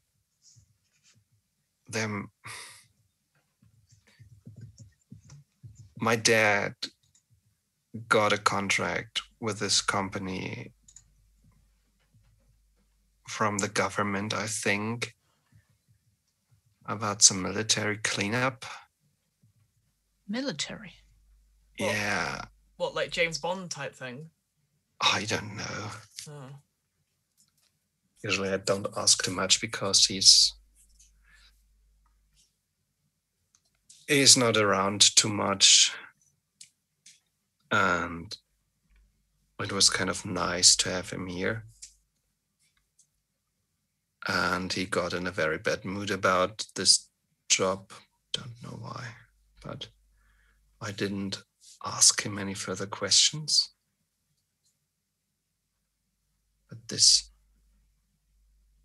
But we need to tell. If so, you think this guy's military that we've found? It says sanitation on his ID. Do they have Lous in the army? Maybe. It's like a secret covert operation. It's definitely something James Bond would do, obviously. I mean, if it says Ministry of Defence, that's army, right? Right. So we need to tell someone, otherwise we're in real trouble, right? You can't find a dead soldier and be like, I don't know who this is. Well, you can be like, I don't know who this is, but we need to tell someone, right? That's true. We could be traitors if we don't report it.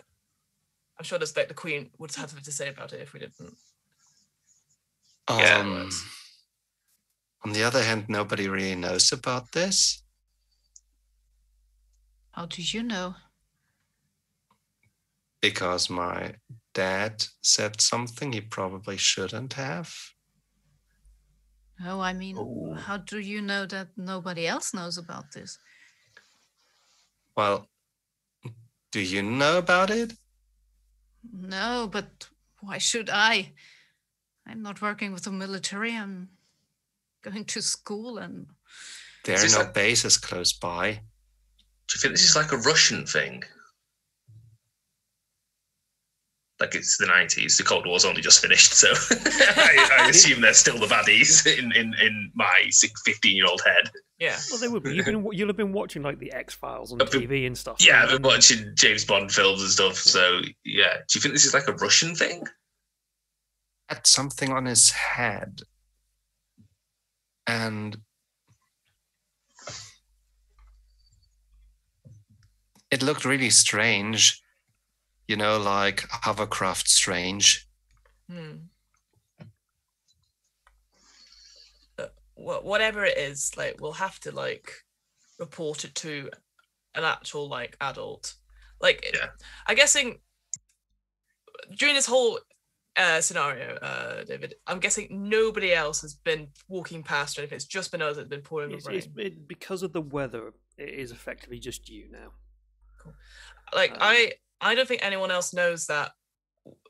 I don't think anyone else felt it or saw it. Otherwise, they would have like been other people on the lake and stuff like that. I think we're the only ones. So like, I think either we go into town, like say we found a body, or we hide it and then report it. Because I don't know about you guys, but leaving it out here on the jetty, that it's bound to ask questions, but maybe if we can hide it, like I don't want to touch it. I don't particularly want to run back to town with it. Maybe I can like go back and get my dad's car. So if someone goes back to town, at least one of us is going to have to stay here. And I'd say one person goes to town, 3 people stay here with the body, because no one wants to stay with the body on their own, and also have to explain it if anyone comes past. Right. Technically, like it's like a crime scene now because we've actually all touched the body in some way. So we're all, yeah. So yeah. So Sarah, you should run back to town. Yeah. Well, I can like go like talk to my parents, get the car, come back. There's no road. There's no road up to this. You'll have to walk or get a helicopter. Well, my parents don't have a helicopter. They run a fish and chip shop, David. We're not in Cheshire, damn it. We don't all have Land Rovers and helicopters in our back pockets. Yeah. We know the local police in the village. There is no police in the village. You'd have to go to Hope or Castleton, more likely Castleton, which is at least 15 miles away to get the police. Okay, but there are phones in the village at least. Because of telephones. Yeah. Yes, telephones do exist, but just not mobile phones. Right. So, Sarah, I'm feeling kind of emboldened now, even though I'm the youngest one. I'm like, Sarah, you run back to town, phone the police, get some adults. Me, Henry, and Jane will stay here, because if one of us is with the body, that's weird. If 2 of us are with them, 3 of us, we can. If anyone comes past, we can tell them what's going on. Sure. Do you want me to take the ID and like show it to people, or do you guys want to keep it? We take it so they'll believe you. Yes. I'm glad Jane's here. She's very smart. She is very smart. Yeah. All right. Anything else before I go? I'm like a really quick runner, so I'll be back in like 2 hours. Okay. Actually, not Jane, sorry, Sarah, how are you feeling? Because it is now really cold and wet. And It's really cold, but also I have injured my knee, which I was worried about from before. So I'm making up this sort of bravado, so say, yeah, I'll definitely come back. And it is important, so I think I would push myself to get there, but I'm feeling terrible. You're going to give up your Olympic dream for this? Mate, nothing comes between me and my dream. I will be like Wilma Rudolph, God damn it. Yeah, I did a little bit of research on runners. Cool. I guess, yeah, I'll unless anyone else says otherwise, I will start heading back to at least the chip shop to call for help. So I'm gonna bring in two rules here, actual rule things. It doesn't happen very often in this game. It is very much, as you can tell, a flowy kind of conversational story kind of game. There are 2 things we can do here. Because it is cold and it is wet, and Sarah is only wearing activewear. You're probably not feeling great in this now cold weather. Your body's cooled down from the run. You've not cooled down properly from the run. Yeah. And you are injured. So there are things called extended tests where you can roll over a period of time to get a number of successes. Or you can take a condition to automatically pass the test.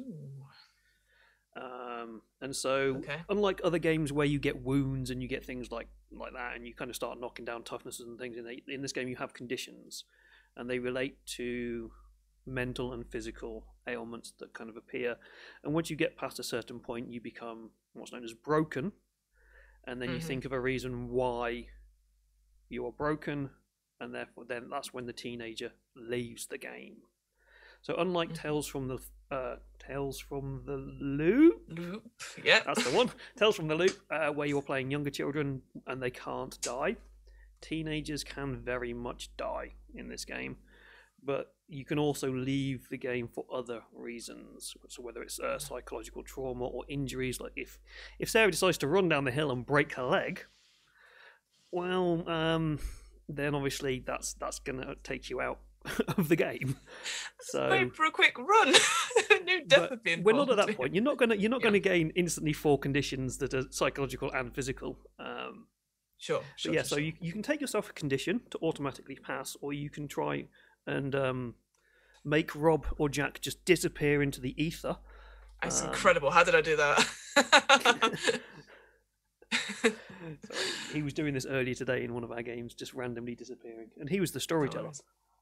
Oh. So your conditions are: you can be upset, you can be scared, exhausted, or injured. Now, with what you are doing, I would say you could either take exhausted or injured. Injured, yeah. That's what I thought, and that will give you the automatic success just to kind of run down there. Sure. I'll definitely take a condition, just because I feel like extended tests will just take not forever, but I want to make sure people get chances to play it. So I will take exhausted. So I definitely would be pushing myself because obviously my and just to push myself that extra mile. Not necessarily going to get a personal best, but it's definitely rocky terrain. I've already hurt myself from before, but completely exhausted. It fits better with the kind of narrative of what we're going for here. So, yeah. If you just kind of tick the box on the character sheet. Yep. Cool. Yeah. So we will deal with you calling the police in a second. Sure. Henry, Jane, and Jack, you have been left with the body, or the remains of the body. What are you going to do with it? Probably cover it, right? Like that's what they do with bodies. They put a blanket or something over it. Have we got any spare? I'm guessing none of us have got spare coats because it's throwing it down. Should we have a look? I'll go have a look for like a tarpaulin or something around the water's edge in case someone's left one in a boat or something, or literally a burlap sack, just something to put over the body for a little bit of dignity.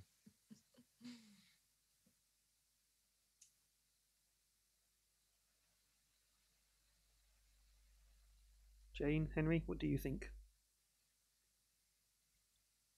Covering it would be nice. If we had anything.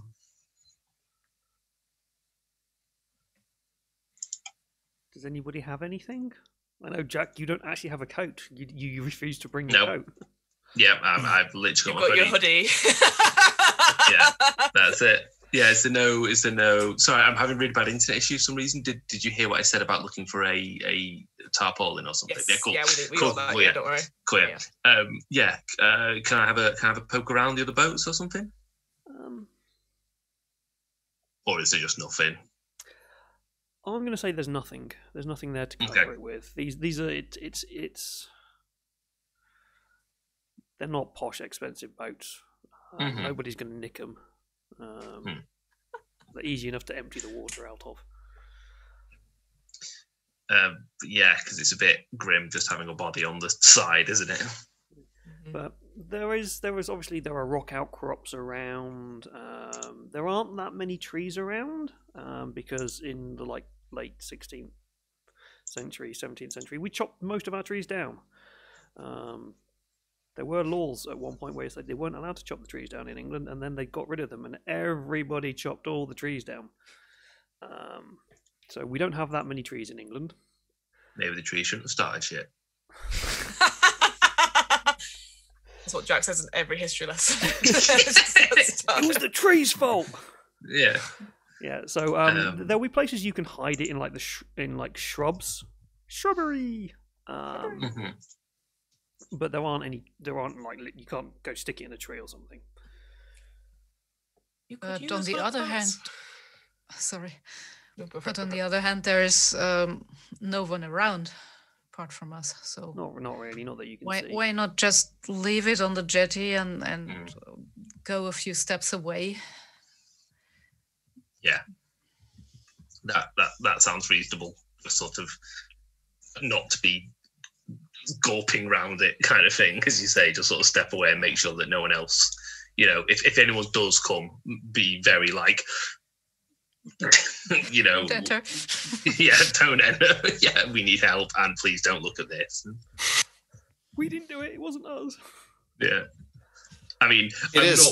I'm not worried about that, being that we'd somehow have to have aged this body like 40, like And this would just be a murder. Yeah. We'd have to behead it, remove its limbs, and atrophy it for 40 years. So I'm not worried about being accused of murder at this point. I don't know. It's an alternate 90s, so who knows? Like, do we have aging rays?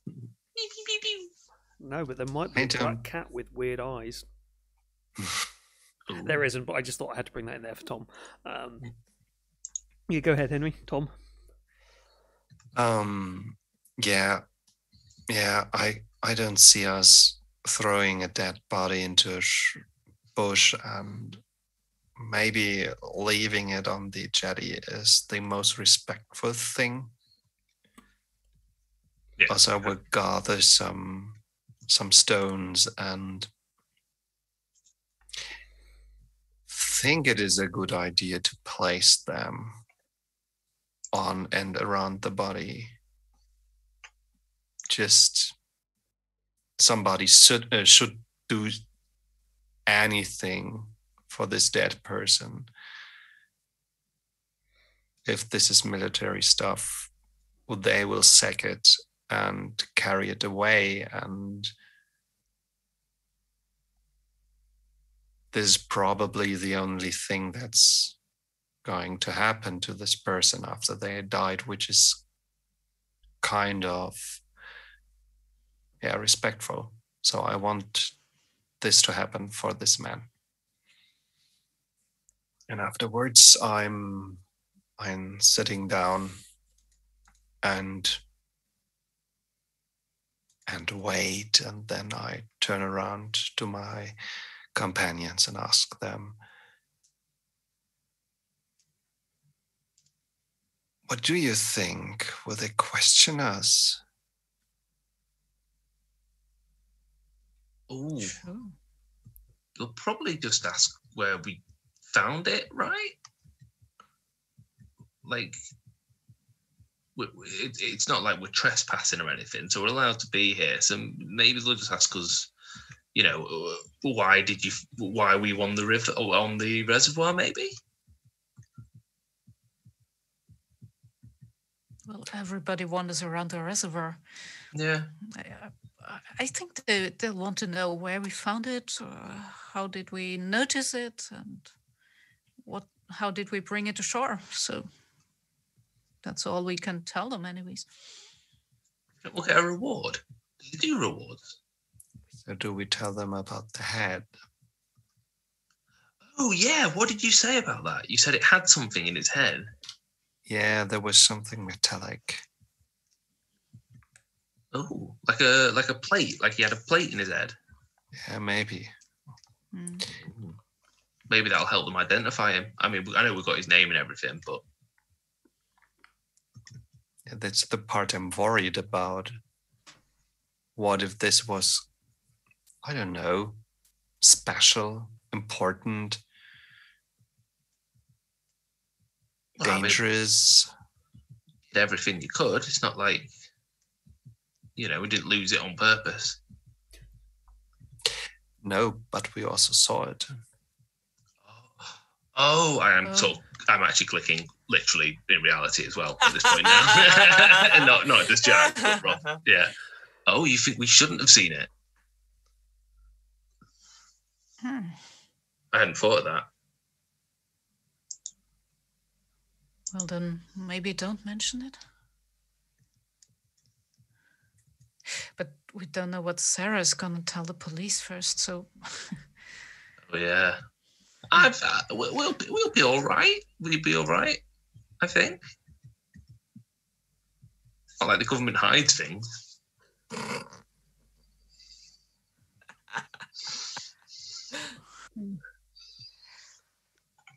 I don't know. Maybe if it's really such a secretive thing, we shouldn't have seen the head and that metallic thing there. Should we agree not to mention it unless if they directly ask, we'll mention it because we're not good. I'm now worried about being beaten up by some secret police or something. So like if you get directly asked, we'll mention it, but don't bring it up. Is that fair? Sounds right. Yes. Yeah. So if you directly say, "Was there something in his head?" Say, "Yes, there was a metal plate in his head," but just don't mention it offhand. Might have been. We didn't see it. Yeah, we did. Well, we didn't see it. So well. Yeah. I love the fact you've had this conversation without me there. As I said, is there anything I need to do? Great, and I start running. So it's just man with circuit board in the head found.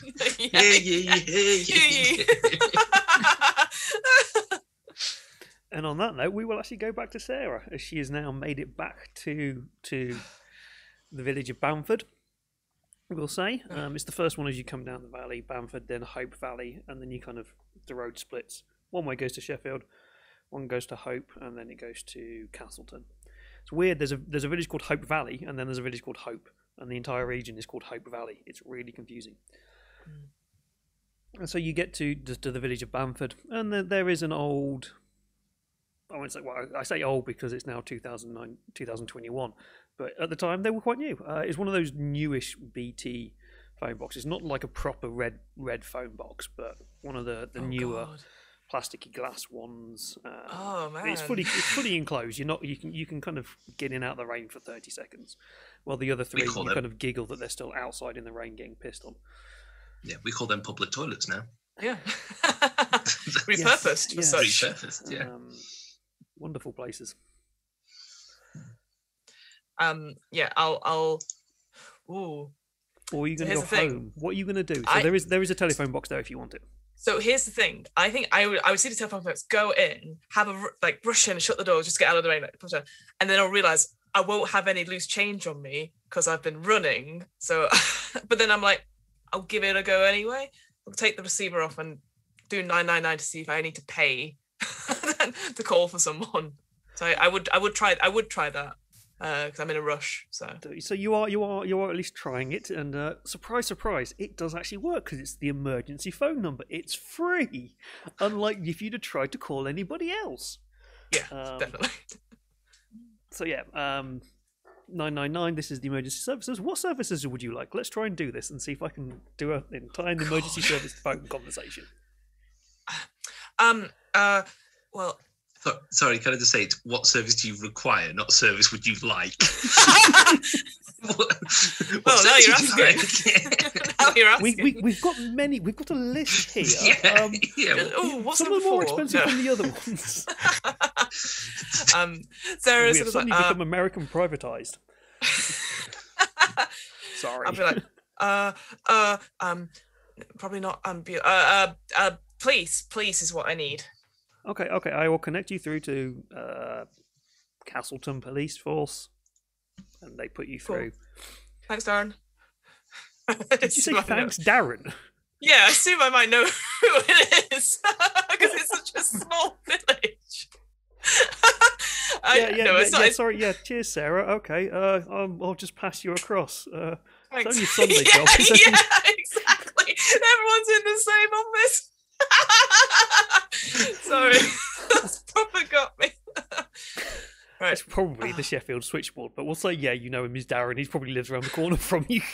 Not that I call him all the time. It's not like I'm not that troublemaker. Okay. I'm bored. I'll call Darren at 999. Okay. Anyway, you get through to a police person. We'll call him PC Derek Swathe. I don't know why. I just like the first thing that came to mind. Derek Swathe. PC Swathe. Hello, this is PC Swathe. How can I help you? Hi. We found a body up by the reservoir. Me and my mates, kind of mates. I don't know them. I was running. I was running quite quick. I almost had a personal. But look, there's a body. We found it out in the lake, and we just need some help. I've got an ID. His name is George Meyer, and it looks like sanitation. And there's like a symbol. My friend said it was like a MOD symbol. And he's missing a head. We didn't cause that problem. Okay. He already didn't have a head. And And okay, then calm down. So you are saying you have a headless body. Yes.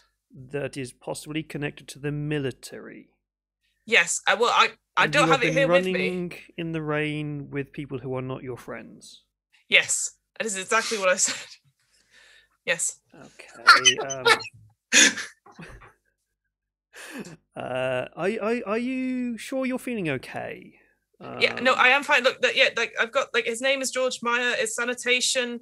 There's like a barcode. I'm not very good at this. Look, I need your full. I need the full squad out. Okay. PC. Where are you, madam? I'm in Banford, the village. Like, I wouldn't go look and use the things. Obviously, that's not how this works. But yeah, I'm like in Banford. Like, I've just ran all the way here. Okay, I will send a unit out to you. They'll be with you soon. If you want, you can meet me at my parents' chip shop, and like I can direct you from there. Okay. Yes, we'll meet. What's the name of the chip shop? The name of the chip shop? It's Flippers and Dippers. You can't miss it. I know that chip shop. It's a very nice chip shop. Thank you. Yeah. I'll send best some in the people valley. around. Yeah, you'll get some people over in a minute. Great, but not but to get the body. Yeah, not for the fish and chips because that. Look, just get here as fast as you can, and then I panic because I've realised I've talked for much longer than Sarah normally talked for, and hang up. You kind of get this sense of bewilderment from PC Swathe on the other end. He's like, "What the fuck just happened?"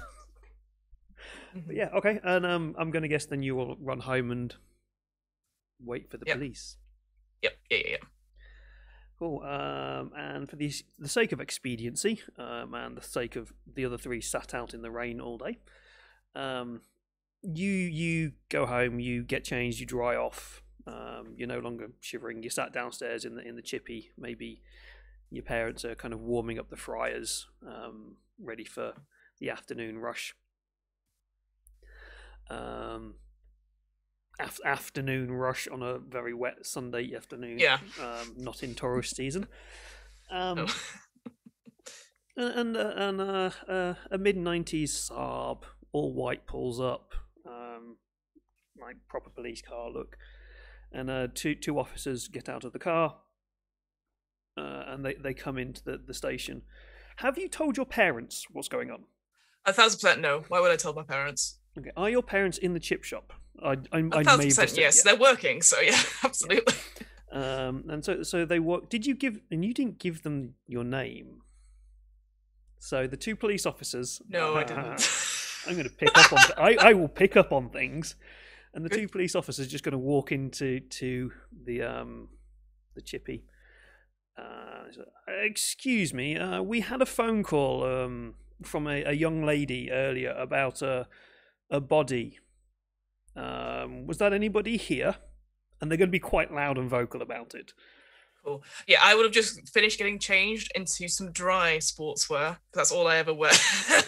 And then I'm like, shit. I'm like, yeah. I tumble down. Presumably, like the back of the chip shop is obviously we're living in the top. Yeah. I tumble down like hello, yes, that was me. All right, go on, bye, Dad, bye. Yeah. Just before you, what? Sarah, no, don't leave. Don't leave. Officers, just coming. Would you like a cup of tea, officers? No, Dad, we don't have time. Life and death is at stake. James Bond might be here. Officers, do excuse my daughter. She is under a great deal of stress at the moment.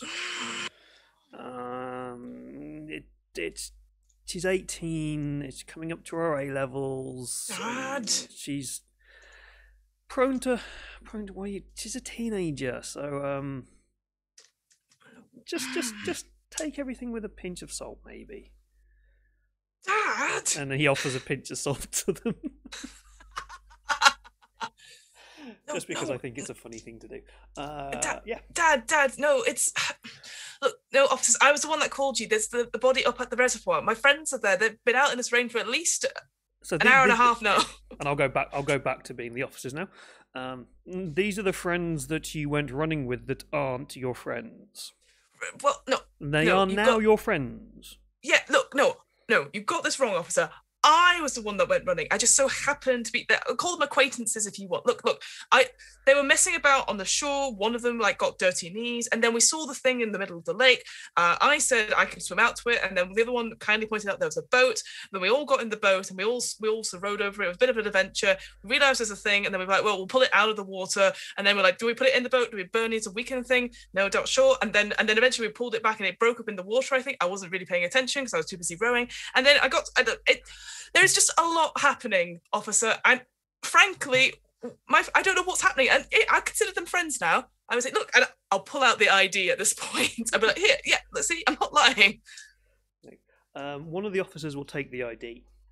No, that's fine. Off you. And you go, I'm just going to run this through the system. And you'll disappear into the car. Okay. Man, I really hope my friends are okay and that I've not just spilled the beans on a whole lot of stuff that we weren't supposed to spill. And the officer's like, he's kind of like, yeah, we'll just wait for my partner to come back. Just calm down. Maybe your father can get you a cup of tea. You look a bit cold. You've been out in the rain. Have a warm cuppa while we're waiting for my colleague to come back. I'll get a can of Sprite from the cupboard. Your dad shouts, that's going to be 70p.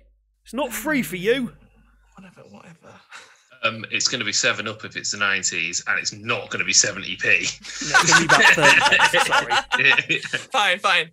Rephrase, 7-Up for sure. 7-Up 30 pence. Fine. Yeah. History buff. Cool.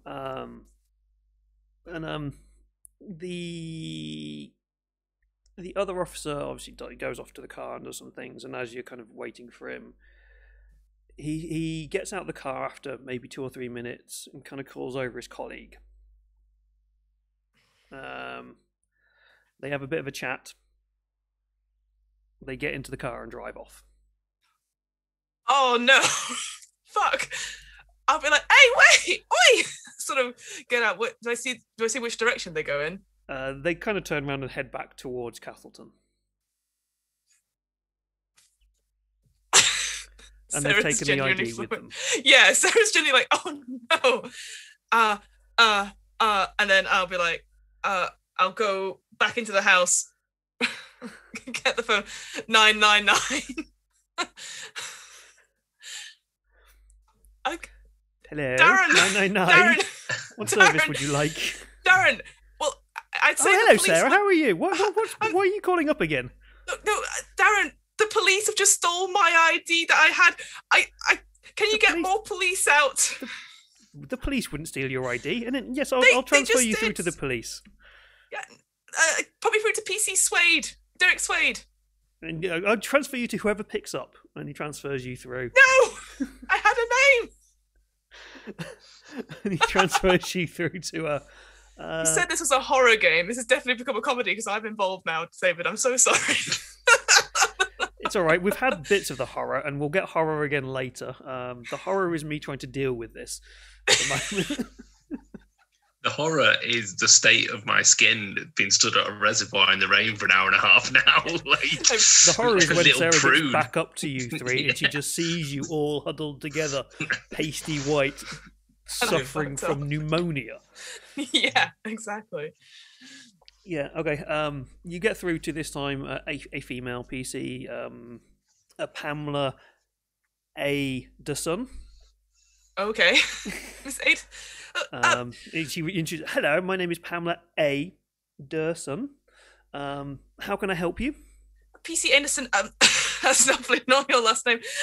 Look, the police. I called earlier. There's a body up at the reservoir, and they came here to my family's chip shop. They've taken the ID. I need your help. Like, it was like a. They came in a police car. I understand. Please calm down. Please calm down. Okay, I am calm. Let me just.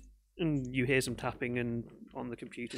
Yes, I see there was a call maybe 20, 30 minutes ago. I don't know. We'll make that up. And, yep. Okay, yeah. And then it hangs up.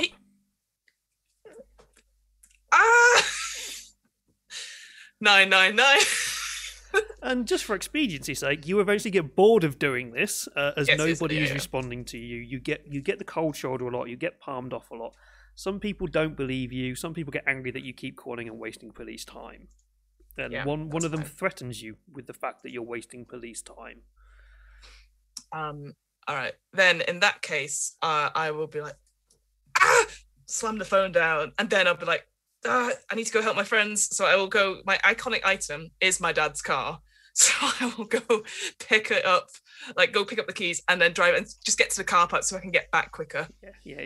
The car, you'll get you maybe a mile and a half up the road. Just closer to them. It cuts the distance in half, and you get to sit in the warmth of the heated car for 30 seconds. Yeah. And you go back up to the reservoir where you left the other three, who Where are now the hell probably have you frozen to been? death. Yes. Where the hell have you been, Sarah? I might have had the foresight to bring like an umbrella or something, so that so I sort of rush over and I called the police several times.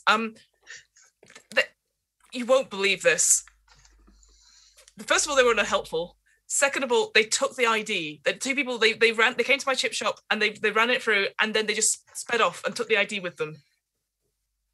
What? So they're not coming.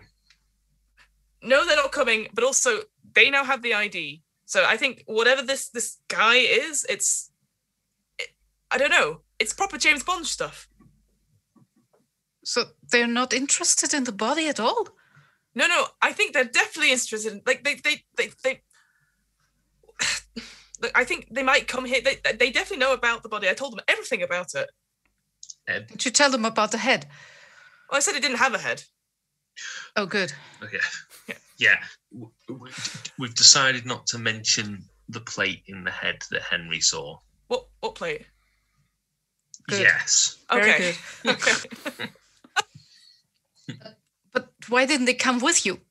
I don't understand why they drove away with the ID. I don't know. Yeah. What are we to do now? I'm tired of standing here out in the cold and the rain. Look, I've parked my car back at the car park, or my dad's car at least, so we can all at least sit in there and keep dry. But there's a body. We can't just leave a body. We either put it back or take it with us. Look, it can go in the boot. I ain't having it. My dad will kill me if it goes on the back seat. Is there anything to cover it with in the car? There's like lots of carrier I'm going to bags. say that there is something in the back of the car. Your dad owns a fish and chip shop. There is going to be polystyrene boxes that he would use to transport fish in. They're not big enough to hold a body. Ones. Yeah. Right, But they are enough. cooler boxes to say. What do you think, Henry? Well, you're the one that sort of tied it all up and stuff. You're sort of the one that's got us all together.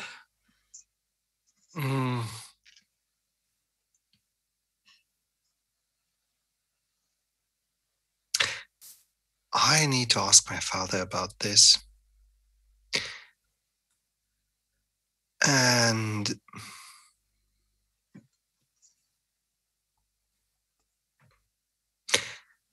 I think I can get him to tell me more if we show him the remains. Okay. So we should probably take the body with us. Okay. So we could put him into various boxes, cooler boxes, and at least we'll have the body in one place. Whoa. Hang on. Various boxes. Hang on. Well, it's not going to fit in one, is he? No, but also, my dad uses this for the fish and chips. I won't be able to use it again. He will kill me if, like, if we're using them, we better make sure they're labelled so that I can chuck them out afterwards, because I don't want to mix up. That's all I'm saying. I think, Jane, you've got a pen, haven't you? Yeah, sure. We could just write on the box, body 1, body 2. Yeah, but that's gross, isn't it? Yeah, it's really gross. So that, or we put it back in the lake. this is the only piece of evidence we have now, because those policemen definitely took the ID unwillingly from me.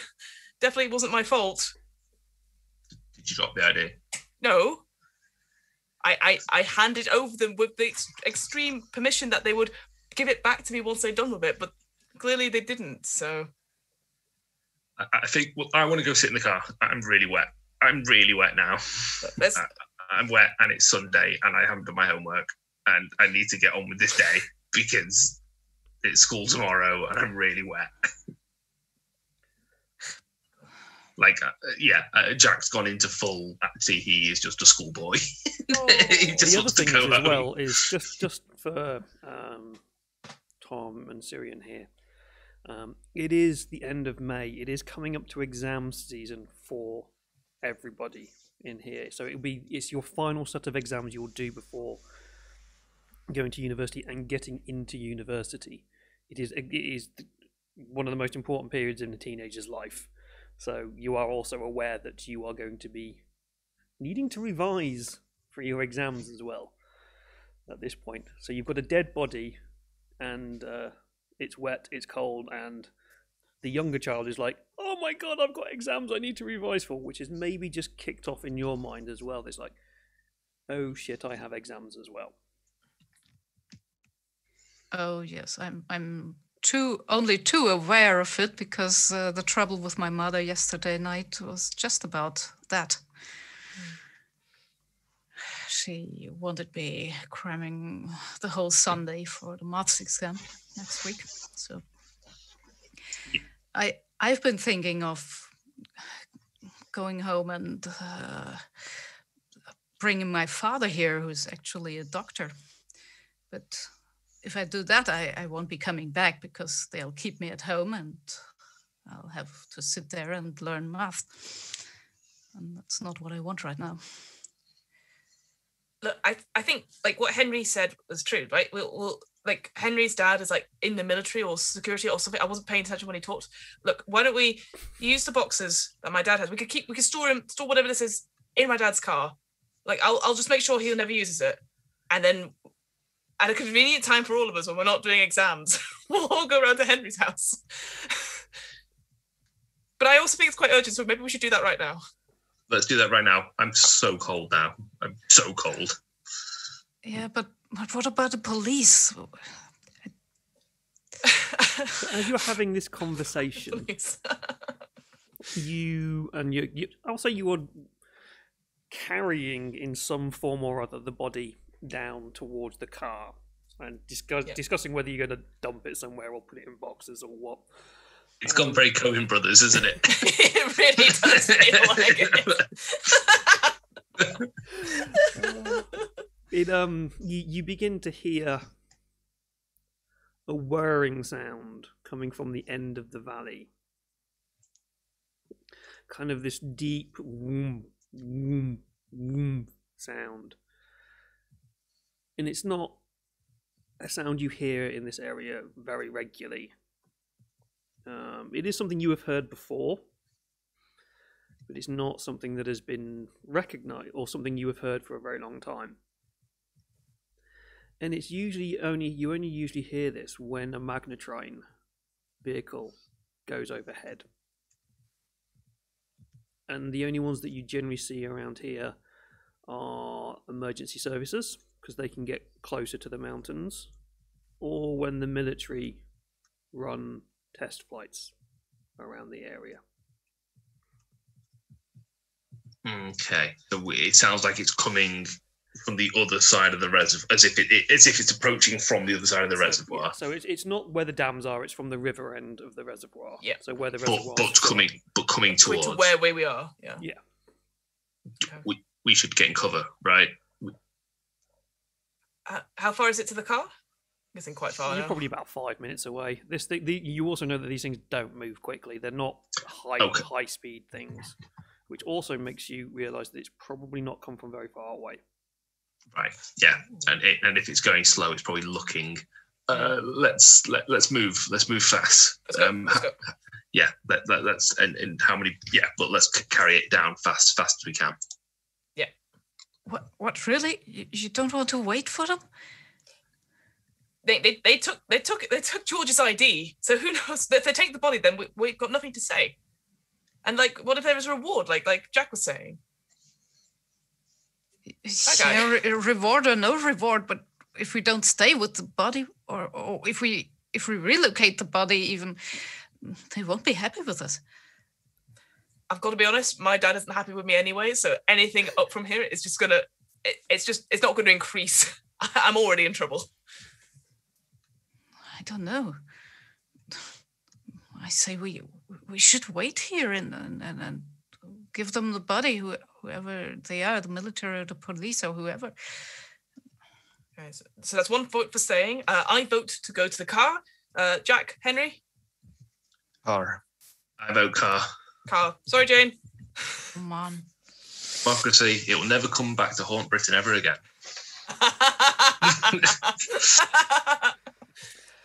Okay. Oh, the 90s. So run this So- in the modern day society. Yeah. Jack grows up to be a politician. Yeah. That's what we knew. Yeah. Right. Yeah. Let's go. Cool. Okay. Who? I'm going to put this pleasantly. Who dismembers the bodies and puts it in boxes? I won't. No, I'm not going to do that. It's horrible. It's what you use your idea. We can't see Henry. We can't see Henry do it. Look, I guess because it's obviously my boxes. Can I ask DM again? I know it's flavor. Is there stuff in the boxes? I'll leave that Already? up to you. Your Great. choice. There definitely is stuff in the boxes. We've had a fish delivery like a couple of hours before, and I'm going, So there's at least there's ice Solid. in there to pack it in with ice. yeah, absolutely. All the bones. But there's that are also left. There's no but skin. yeah, there's- It's just bones. yeah. So and in the end, I'm just like, sod it. So I'll throw out the fish. I'll throw out the things, and then let's go. A lot of money. I'm already in trouble. And then I'll, unless anyone says otherwise, I'm just going to start packing things into boxes. Yeah. Okay. I'm going to get in the car because I am soaking wet. The first chance I get, I'm just like... So the only other thing that we need to know about this is you're putting the bones into boxes. What about the clothing he's wearing? Ooh. I would probably, because I'm in a rush, just throw it into the boot on top of the boxes. Okay, cool. Unless anyone else has any better idea. I appreciate I've taken a lot of the narrative just now, so that's what I would do, but just want to make sure. All right, my car, my rules is on the back of the boxes. Sorry. My tunes. Driver's choice of tunes, which means you're going to get take that apparently. I should not have given you free reign on that one. So this is peak take that. This is Exactly. absolutely the best stuff. Robbie Williams in black and white striped shiny trousers and not much else. Yeah, the clothing, maybe we pile that in the back then. Cool. Okay. And what we're going to do, we've got not much time left of this session, so we're going to kind of go into the other kind of idea of what this game is about. Kind of seen it a little bit there with Sarah, where she met her parents. So within things from the Flood and Tales from the Loop, there are kind of two main aspects to the way the game works. One is the mystery that you currently now have, this dead body and all weird shit that's going on around it. Also, your teenagers. You have real life to deal with, which we started to see. You've got exams, you're now worrying about all this kind of stuff.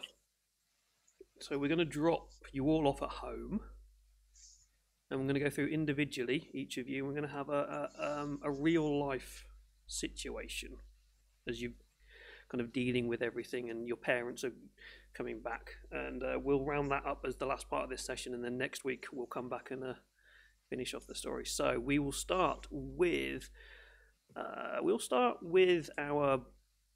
Henry. Henry has been. Would you like to be dropped off at home on the way, Henry, or is there somewhere you'd like to be dropped off before? Let's have a real life situation with Henry that doesn't involve the mystery with everybody else.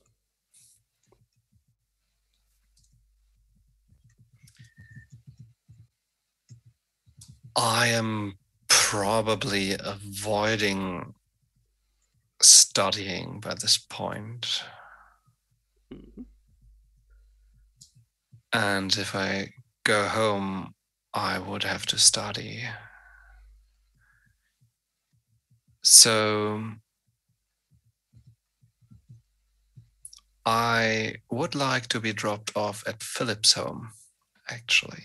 Okay, Philip. Just so everybody is aware who Philip is, I'm aware who he is. Who is Philip? Philip is somebody who is in the same class as I. And I really like the music he makes, and also I have the feeling that things aren't as bad as they feel usually if I am around him. And there's a lot of feelings connected to this person. I tried not to speak about with him, but I think I would like to be around him right now. Yep. So you get Sarah to drop you off at Philip's. His parents know who you are, and they let you in. It's like he's up in his room making some music. What kind of music does Philip make? Is it guitar, or is it electronic, or is it acoustic, rock, metal, folk? It is acoustic guitar. So And it's this phase in which there's always this one guy who's very good at playing the popular songs, and later you will see that this wasn't the peak performance, but it was good for the time. I'm going to guess there's probably a little bit. Is it around this time? Was this one? This was not Wonderwall era, was it? Yeah, was a bit Morning Glory was released in 95. Oh, so 95. Oasis. I thought it was a little bit later than that. So yeah, this is peak Morning Oasis Glory was time. 95. This is peak Oasis. Yeah. And with this being Derbyshire and like 40 miles from Manchester, he will be playing Wonderwall constantly, and everybody will love it, despite the fact that I hate it. And I hated it when it came out, and I still hate it now. But for some reason, people love it. And I'm going to get shot by anybody who's in Manchester at the moment. I can see people climbing outside my windows, coming to hunt me down and kill me right now. But yeah, he'll be learning some of the new Oasis songs. Don't Look Back in Anger and stuff like that. So that's what he's doing. You'll get up to the bedroom, and that's what he'll be doing, sitting on his bed, playing some music. So hi, Henry. Didn't know you were coming over today. What brings you over? Yeah, I don't know. I felt like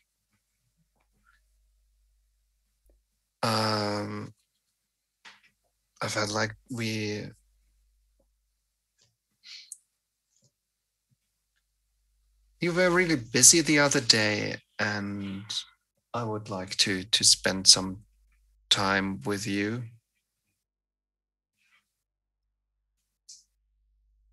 Yeah, no worries. You look cold. You look wet. Why are you? Let me get you a towel, and I'll get my mum to bring up a cup of tea for you. Yeah. No, we can sit and chill for a bit. I've been practicing some new songs. If you want to, maybe just kind of sit down and I don't know, relax. Yeah, sure. I would really like that. Yeah, why are you so wet? And he's gone off and he's brought you back a towel to dry off, and maybe a robe or something to warm yourself up. And his mum's brought up a cup of tea and a plate of biscuits, because this is England. Plate of digestives. I'll just wait a second as he puts the towel around my shoulders before I grab it, because for a second there are his hands. that was pretty nice what you were playing. Yeah, yeah. Well, there's some good music coming out nowadays. Like the charts are full of so much crap nowadays. A lot of this music is like Spice Girls and stuff like that, and Take That, awful bands. But you know, Manchester scene is kicking off again. Oasis are coming out. We've got Blur from down south. So I just thought I'd pick up some of these new songs. What would he have been playing? He's your friend, Henry. What was he learning? What songs was he playing? I'm really bad at music from this era. This is why I just went, can you choose? Because I don't know. I'm just going to make things up at the moment.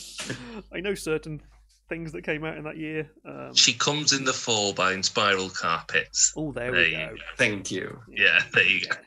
Because that's good music, not mainstream, and would be good on an acoustic guitar. It's not ooh just a little bit ooh little bit more. England and Eurovision Song Contest have never really mixed very well.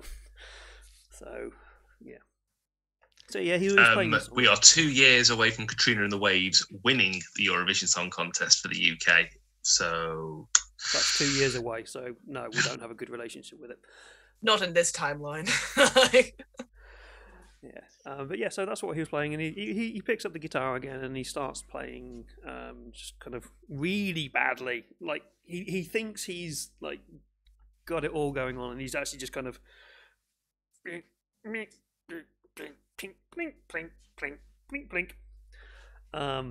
on the guitar, and he's sounding a little bit like a cat being strangled as he sings. But it's for you, after the experience that you've just had finding this body, it's weirdly calming in a way that it shouldn't be. It works. You open up about what you've seen or not? Or are you just happy to be in his presence? I don't want to freak him out. And usually I feel confident around him, so I can talk in a rather usual, normal way. But if I told him,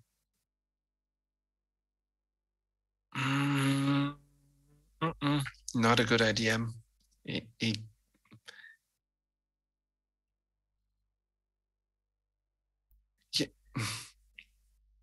On the other hand, maybe got an idea. You know, we were. I met some people at the dam today. There was like an earthquake, just for a second, and something came up. You know, there was a village once.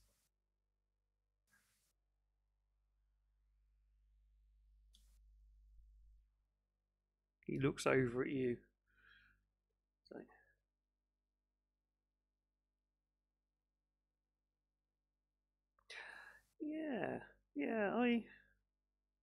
The name, it rings a bell. Yeah.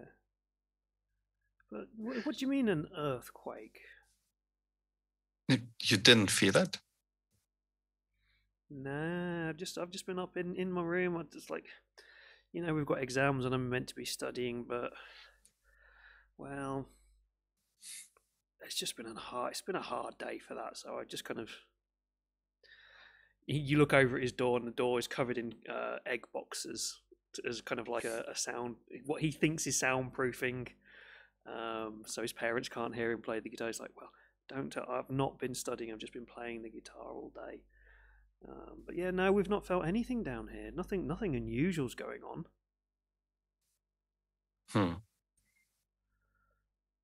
But no, that sounds kind of like actually a really cool story. So maybe you can we can sit around and we can maybe like write something about it.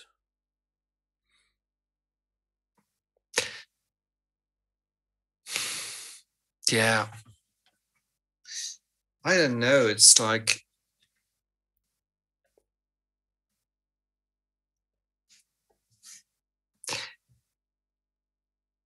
if we were to write about it, it would maybe get people's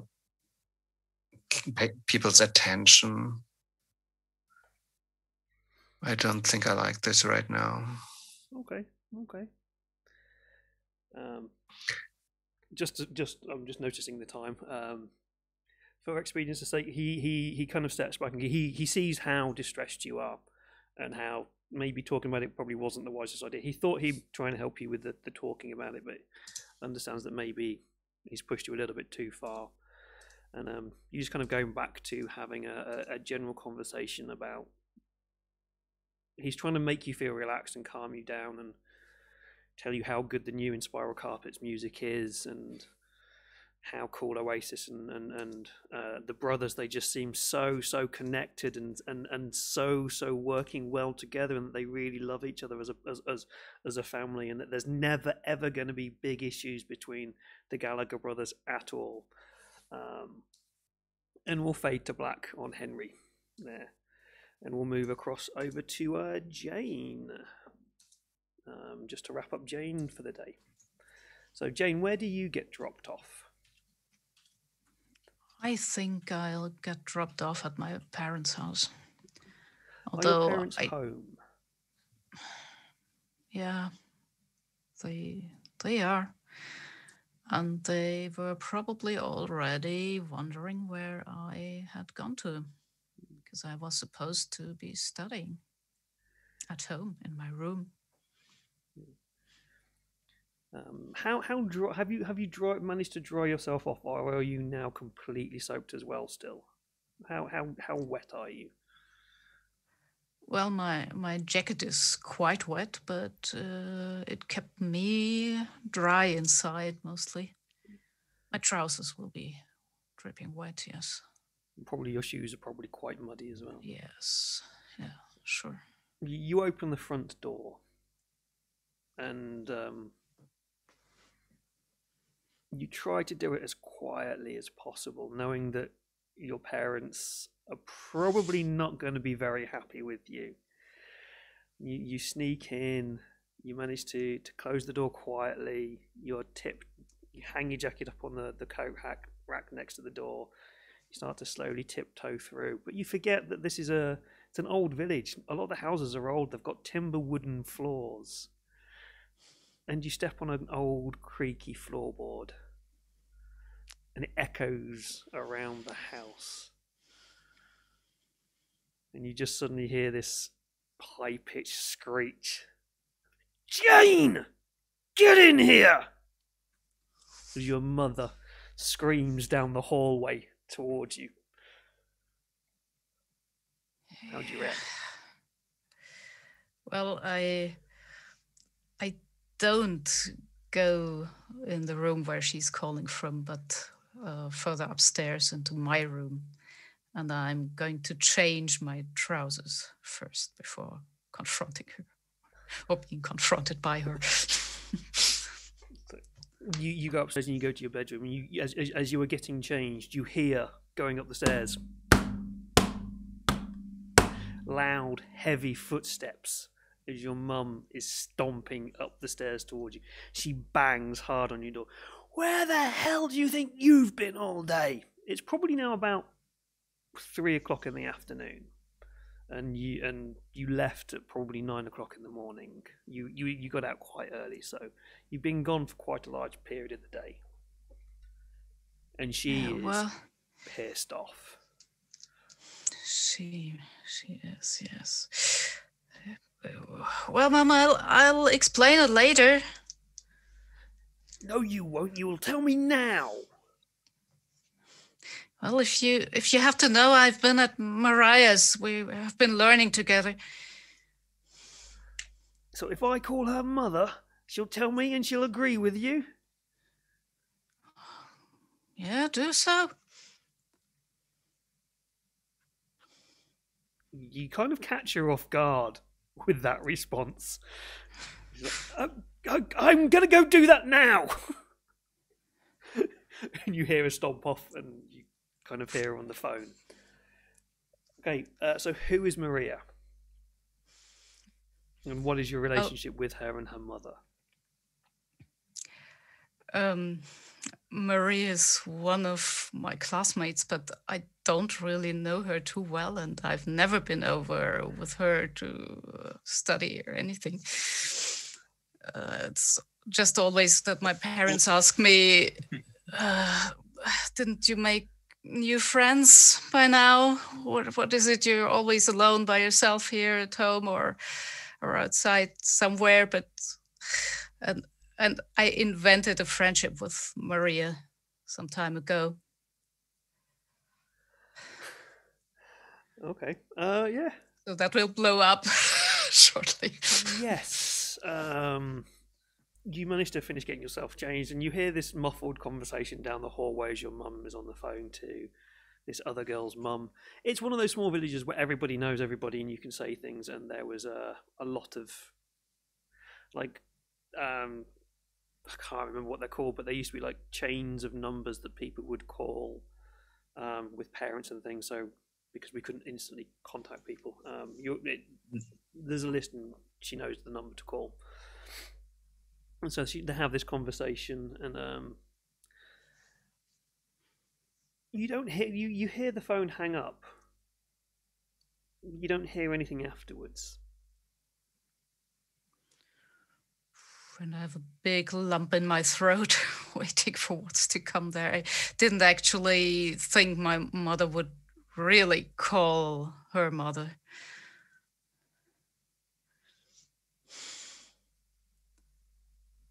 And I really have a bad conscience somehow.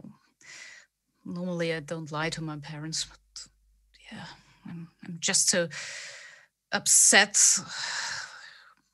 by the conversation we had yesterday evening about her wanting me to study medicine and studying for the maths exam, because you have to have excellent grades for that, and I don't want to. I don't want to at all. I want to study literature, and I don't need maths for that. But I didn't tell her because, well, she wouldn't understand.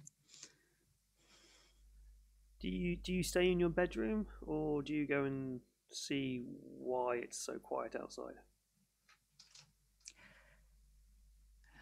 I think after a few minutes, when she doesn't come upstairs again, I'll go downstairs.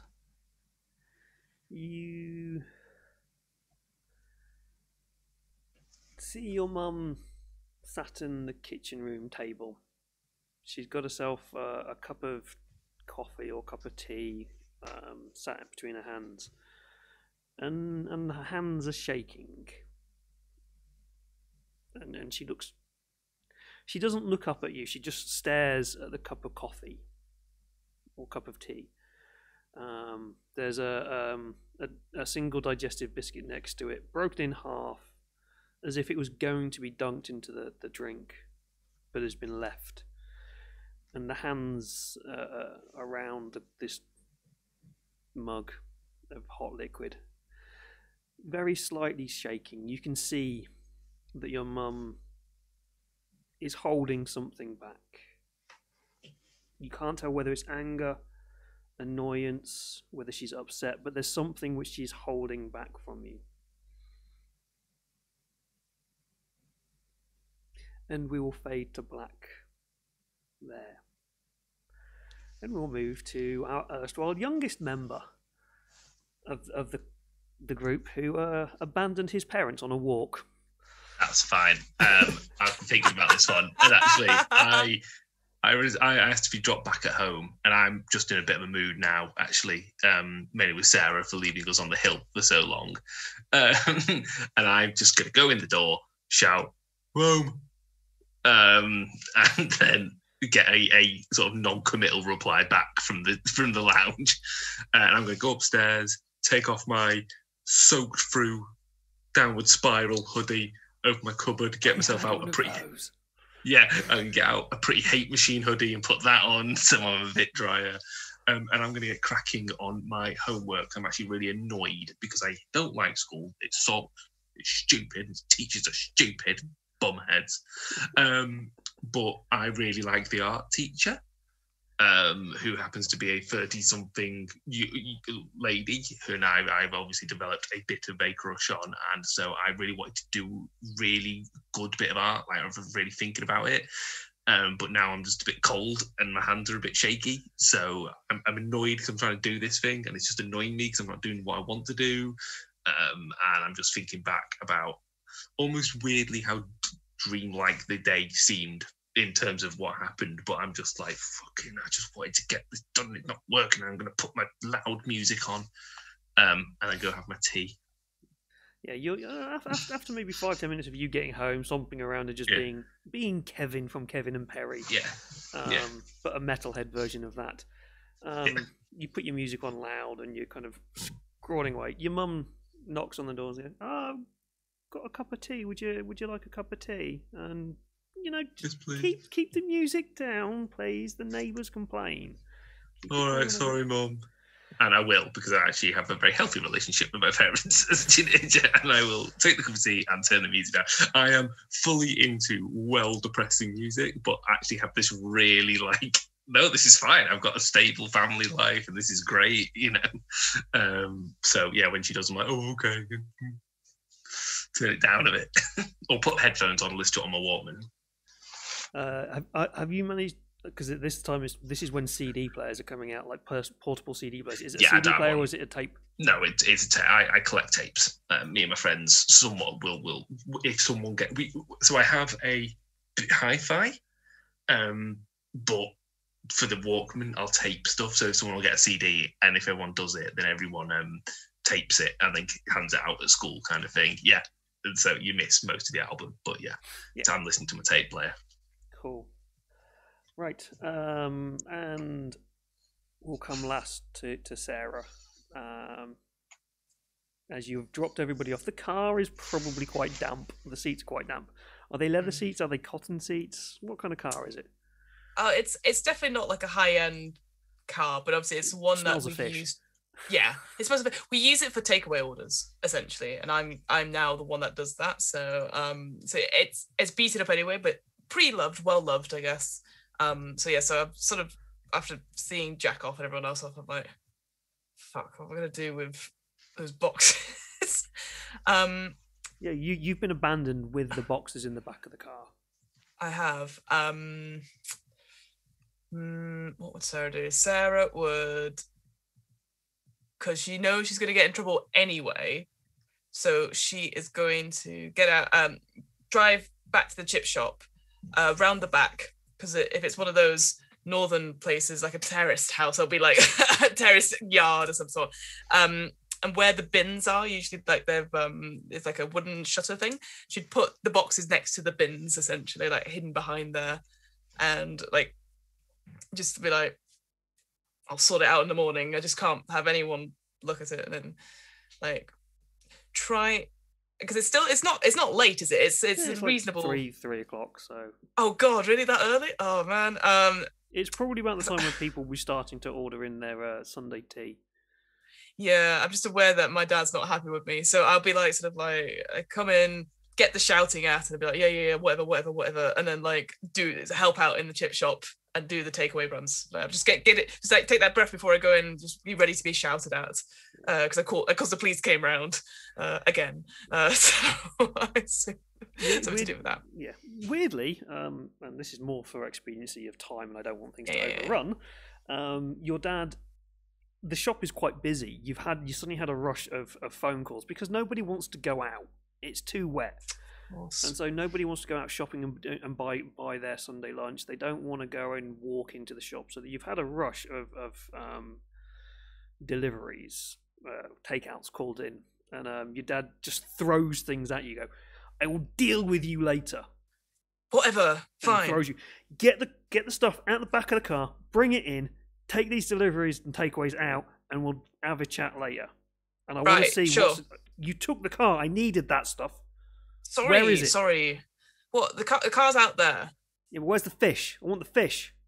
Fish, mate. There's no fish in there. I don't know what you're talking about. I picked it up this morning. There's fish in there. Where is it? No, I checked. I was like, oh, I probably have fish to bring in, and it wasn't in there. I don't know what you've done, mate. Honestly, you're so stupid, Dad. Hey, sup? He's just like, we'll deal with this later. Just here's the I hate you. Yeah, and then just drive get off out my with sight. it. And Yeah. your mum's in the corner, just like, Yeah, the quiet stone face of a matriarchal family. Absolutely. cool. And you get in the car and you drive off to do your deliveries, and we'll fade to black there for that one. And next time we'll pick up the day after. We'll pick up Monday morning in school. So Oh no. we will start instantaneously. That's ruined in a real my life situation. IRL. You Yeah, still you've have ruined to my go to IRL school. Sunday. Yeah, Oh God. yeah. You still have to do real life and go to school and stuff. So that is the end of the first part of the mystery. That is Things from the Flood, a wonderful, wonderful, weird alternate dystopian sci-fi universe set in the 90s. Written by the amazing people at Free League. It's weirdly not on their website anymore, unless anybody knows why. It seems to have disappeared. Really you can does still like get it a in other shops. mysterious. Yeah, you can still get it around there, and it is phenomenal as a game. I really like it. Free League are currently my most favourite RPG company. They make all my favourite games, so I'll be running more of these of different worlds there. So, but yeah, I hope you all enjoyed that. It's been great fun to run it. So, what we'll do is we will sign everybody off. We will start. Who did we start with last at the start? I can't remember. Can I just say, I think the true horror was Jane disappointing her mum, which Agreed. was the absolute most heart-wrenching moment. That made me feel so sad. Yeah. Like, We'll you get to can find out forget your what body's that in the was water, but And that's the thing with this. It's you're teenagers, so there is that real life stuff you have to deal with. So you found a dead body, but that's not the horror. The horror is your mum's pissed off at you. it felt like an episode of Dark. You know, the Yes. German one. That's exactly what it felt like. That you've got this thing going on, but also your brother's there, and you're like, oh my god. Go away. Yeah. Cool. Right. We'll quickly just go around, say who we all are, and all the things that you can find us on, and where you can find us, and then we will leave everybody to their evening. So we'll start. Let's look at the thing we've got. I'm going to go in. I think I went clockwise last time. I'm going to go anti-clockwise on the screen that is on the Twitch. And so the first one up there is Fiona. Who are you, and where can people find you? Hello. So when I'm not playing, definitely not myself, who runs a chip shop. I am Fiona. I am the host of What Am I Rolling, which is a twice monthly RPG one-shot podcast where we do lots of different things. We were talking before the stream. The Expanse, The Land of Eam just recently came out. We do lots of solo stuff as well. So that's all one thing I do. I also am the co-host of the DM's Bookclub, which is a weekly book club podcast where myself and my co-host Ryan take some Dungeons and Dragons and go, oh, this is good, but maybe we can make it better. And so those are the two podcasts I run, What Am I Rolling and the DM's Book Club, which you can find wherever you listen to podcasts. And that's me. Cool. Nice.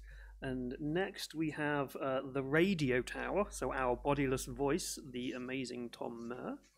So who are you? Well, I've just said who you are, but who are you and where can people find you? Spoiler. There's nothing left to say. Yeah, I'm Tom Murr. I'm a bodiless voice from the void and also traveling GM, storyteller, whatever you want to call me. I run games on several platforms like this one or Onyx Paths Publishing, where I feature from time to time some Changeling the Lost, and I will be shortly on another streaming service, but I don't know if I'm already allowed to talk about this, so I will not talk about it. And you can write to me or with me at Twitter at Tom Murr and then the number 2, or on Carrying Comfort Studios Discord or Gehenna Gaming Discord and all the wonderful and fun places. Well, that's the other thing I should say. Thank you very much to our silent partner who is not here with us today, but has been working behind the scenes and sharing things over on Carrying Comfort Studios. We have also been hosted over there as well. So thank you, Wes. Cool. Thank you very much for letting us do that. And yeah, Carrying Comfort Studios are amazing. They do some really cool, weird, proper dark horror, less Grange Hill. Next up, we will go. Let's look at the screen. We've got Rob next. Who are you? Hello. And where can people find you? I'm Rob, and I've just started my first podcast called Realm of Fire, which is hot takes on the Warhammer universe, fandom, and politics, covering stuff from what books we like to gender in the 41st millennium to representation and just anything that will basically almost start a flame war on Burn, but like in a good way, nerd rage in a good way. We're fighting back against the online chuds who just want to, have their little world. It's all political, but we're on the good side. But if you want to listen to hot takes on the Warhammer universe, Realm of Fire on Spotify and other podcast things. It is on Apple, but I think you have to find it through Full Metal RPG rather than. Yes, we're currently on the Full Metal RPG stream. It will split off onto its own starting from next week. Cool. And then last we have Sirion. Who are you and where can people find you? Yeah, I'm Sirion, and you can find me on my Twitter handle at Sangvogel1. I don't have a podcast of my own. I'm recording sometimes when we do role-playing games with German friends. And, well, I'm dabbling a bit in voice acting. And I will be on a podcast there soon. And, well, I will Twitter about it. And that's it. Cool. And last but not least, me, I am your erstwhile drunken storyteller. I'm not actually drunk because drinking for 3 hours on the stream and not having the ability to disappear to the toilet because I'm old and have a small bladder. And that's the true horror of this game. I am David, the Drunken Storyteller. You can find me all over the place as Drunken Storyteller, like on Twitter, on Twitch. This will be on YouTube. I have the podcast where it is me talking drunkenly about folktales, which is quite entertaining because it's generally not drunk when I do it, but the editing is usually very, very bad because by that point I am drunk. I'm also can be found over at Dark Days Radio, mainly on their Dark Hammer stuff, where we don't do hot takes on the universe, but we do discuss the universe in concepts of the RPGs and how we can kind of make them dark and horror-y and weird and gribbly and things over there. And tomorrow night will be the last session. Unfortunately, it's been a long haul to get to this last point. But it's the last session that we'll be running of the Warhammer Fantasy campaign Enemy Within over on Gehenna Gaming's YouTube channel. That'll be starting at 8 PM UK time, so 3 PM Eastern Standard Time, where our wonderful Sarah, Fiona, is going to be joining us for one session, the last session, where nothing bad is happening and they didn't just walk into a building with a man with his throat slit who was asking for help. And there aren't demons running around or anything. Everything's fine. I can't believe the real enemy within was making Jane's mum sad. That was the true enemy within. And on that note, we shall end there. So I hope you all enjoyed it, and we shall be back same time next week for the final part of the mystery. I hope you can all finish it in one session, but we'll see. So we'll sign off now. Thank you very much. Goodbye, everyone. Bye. Bye.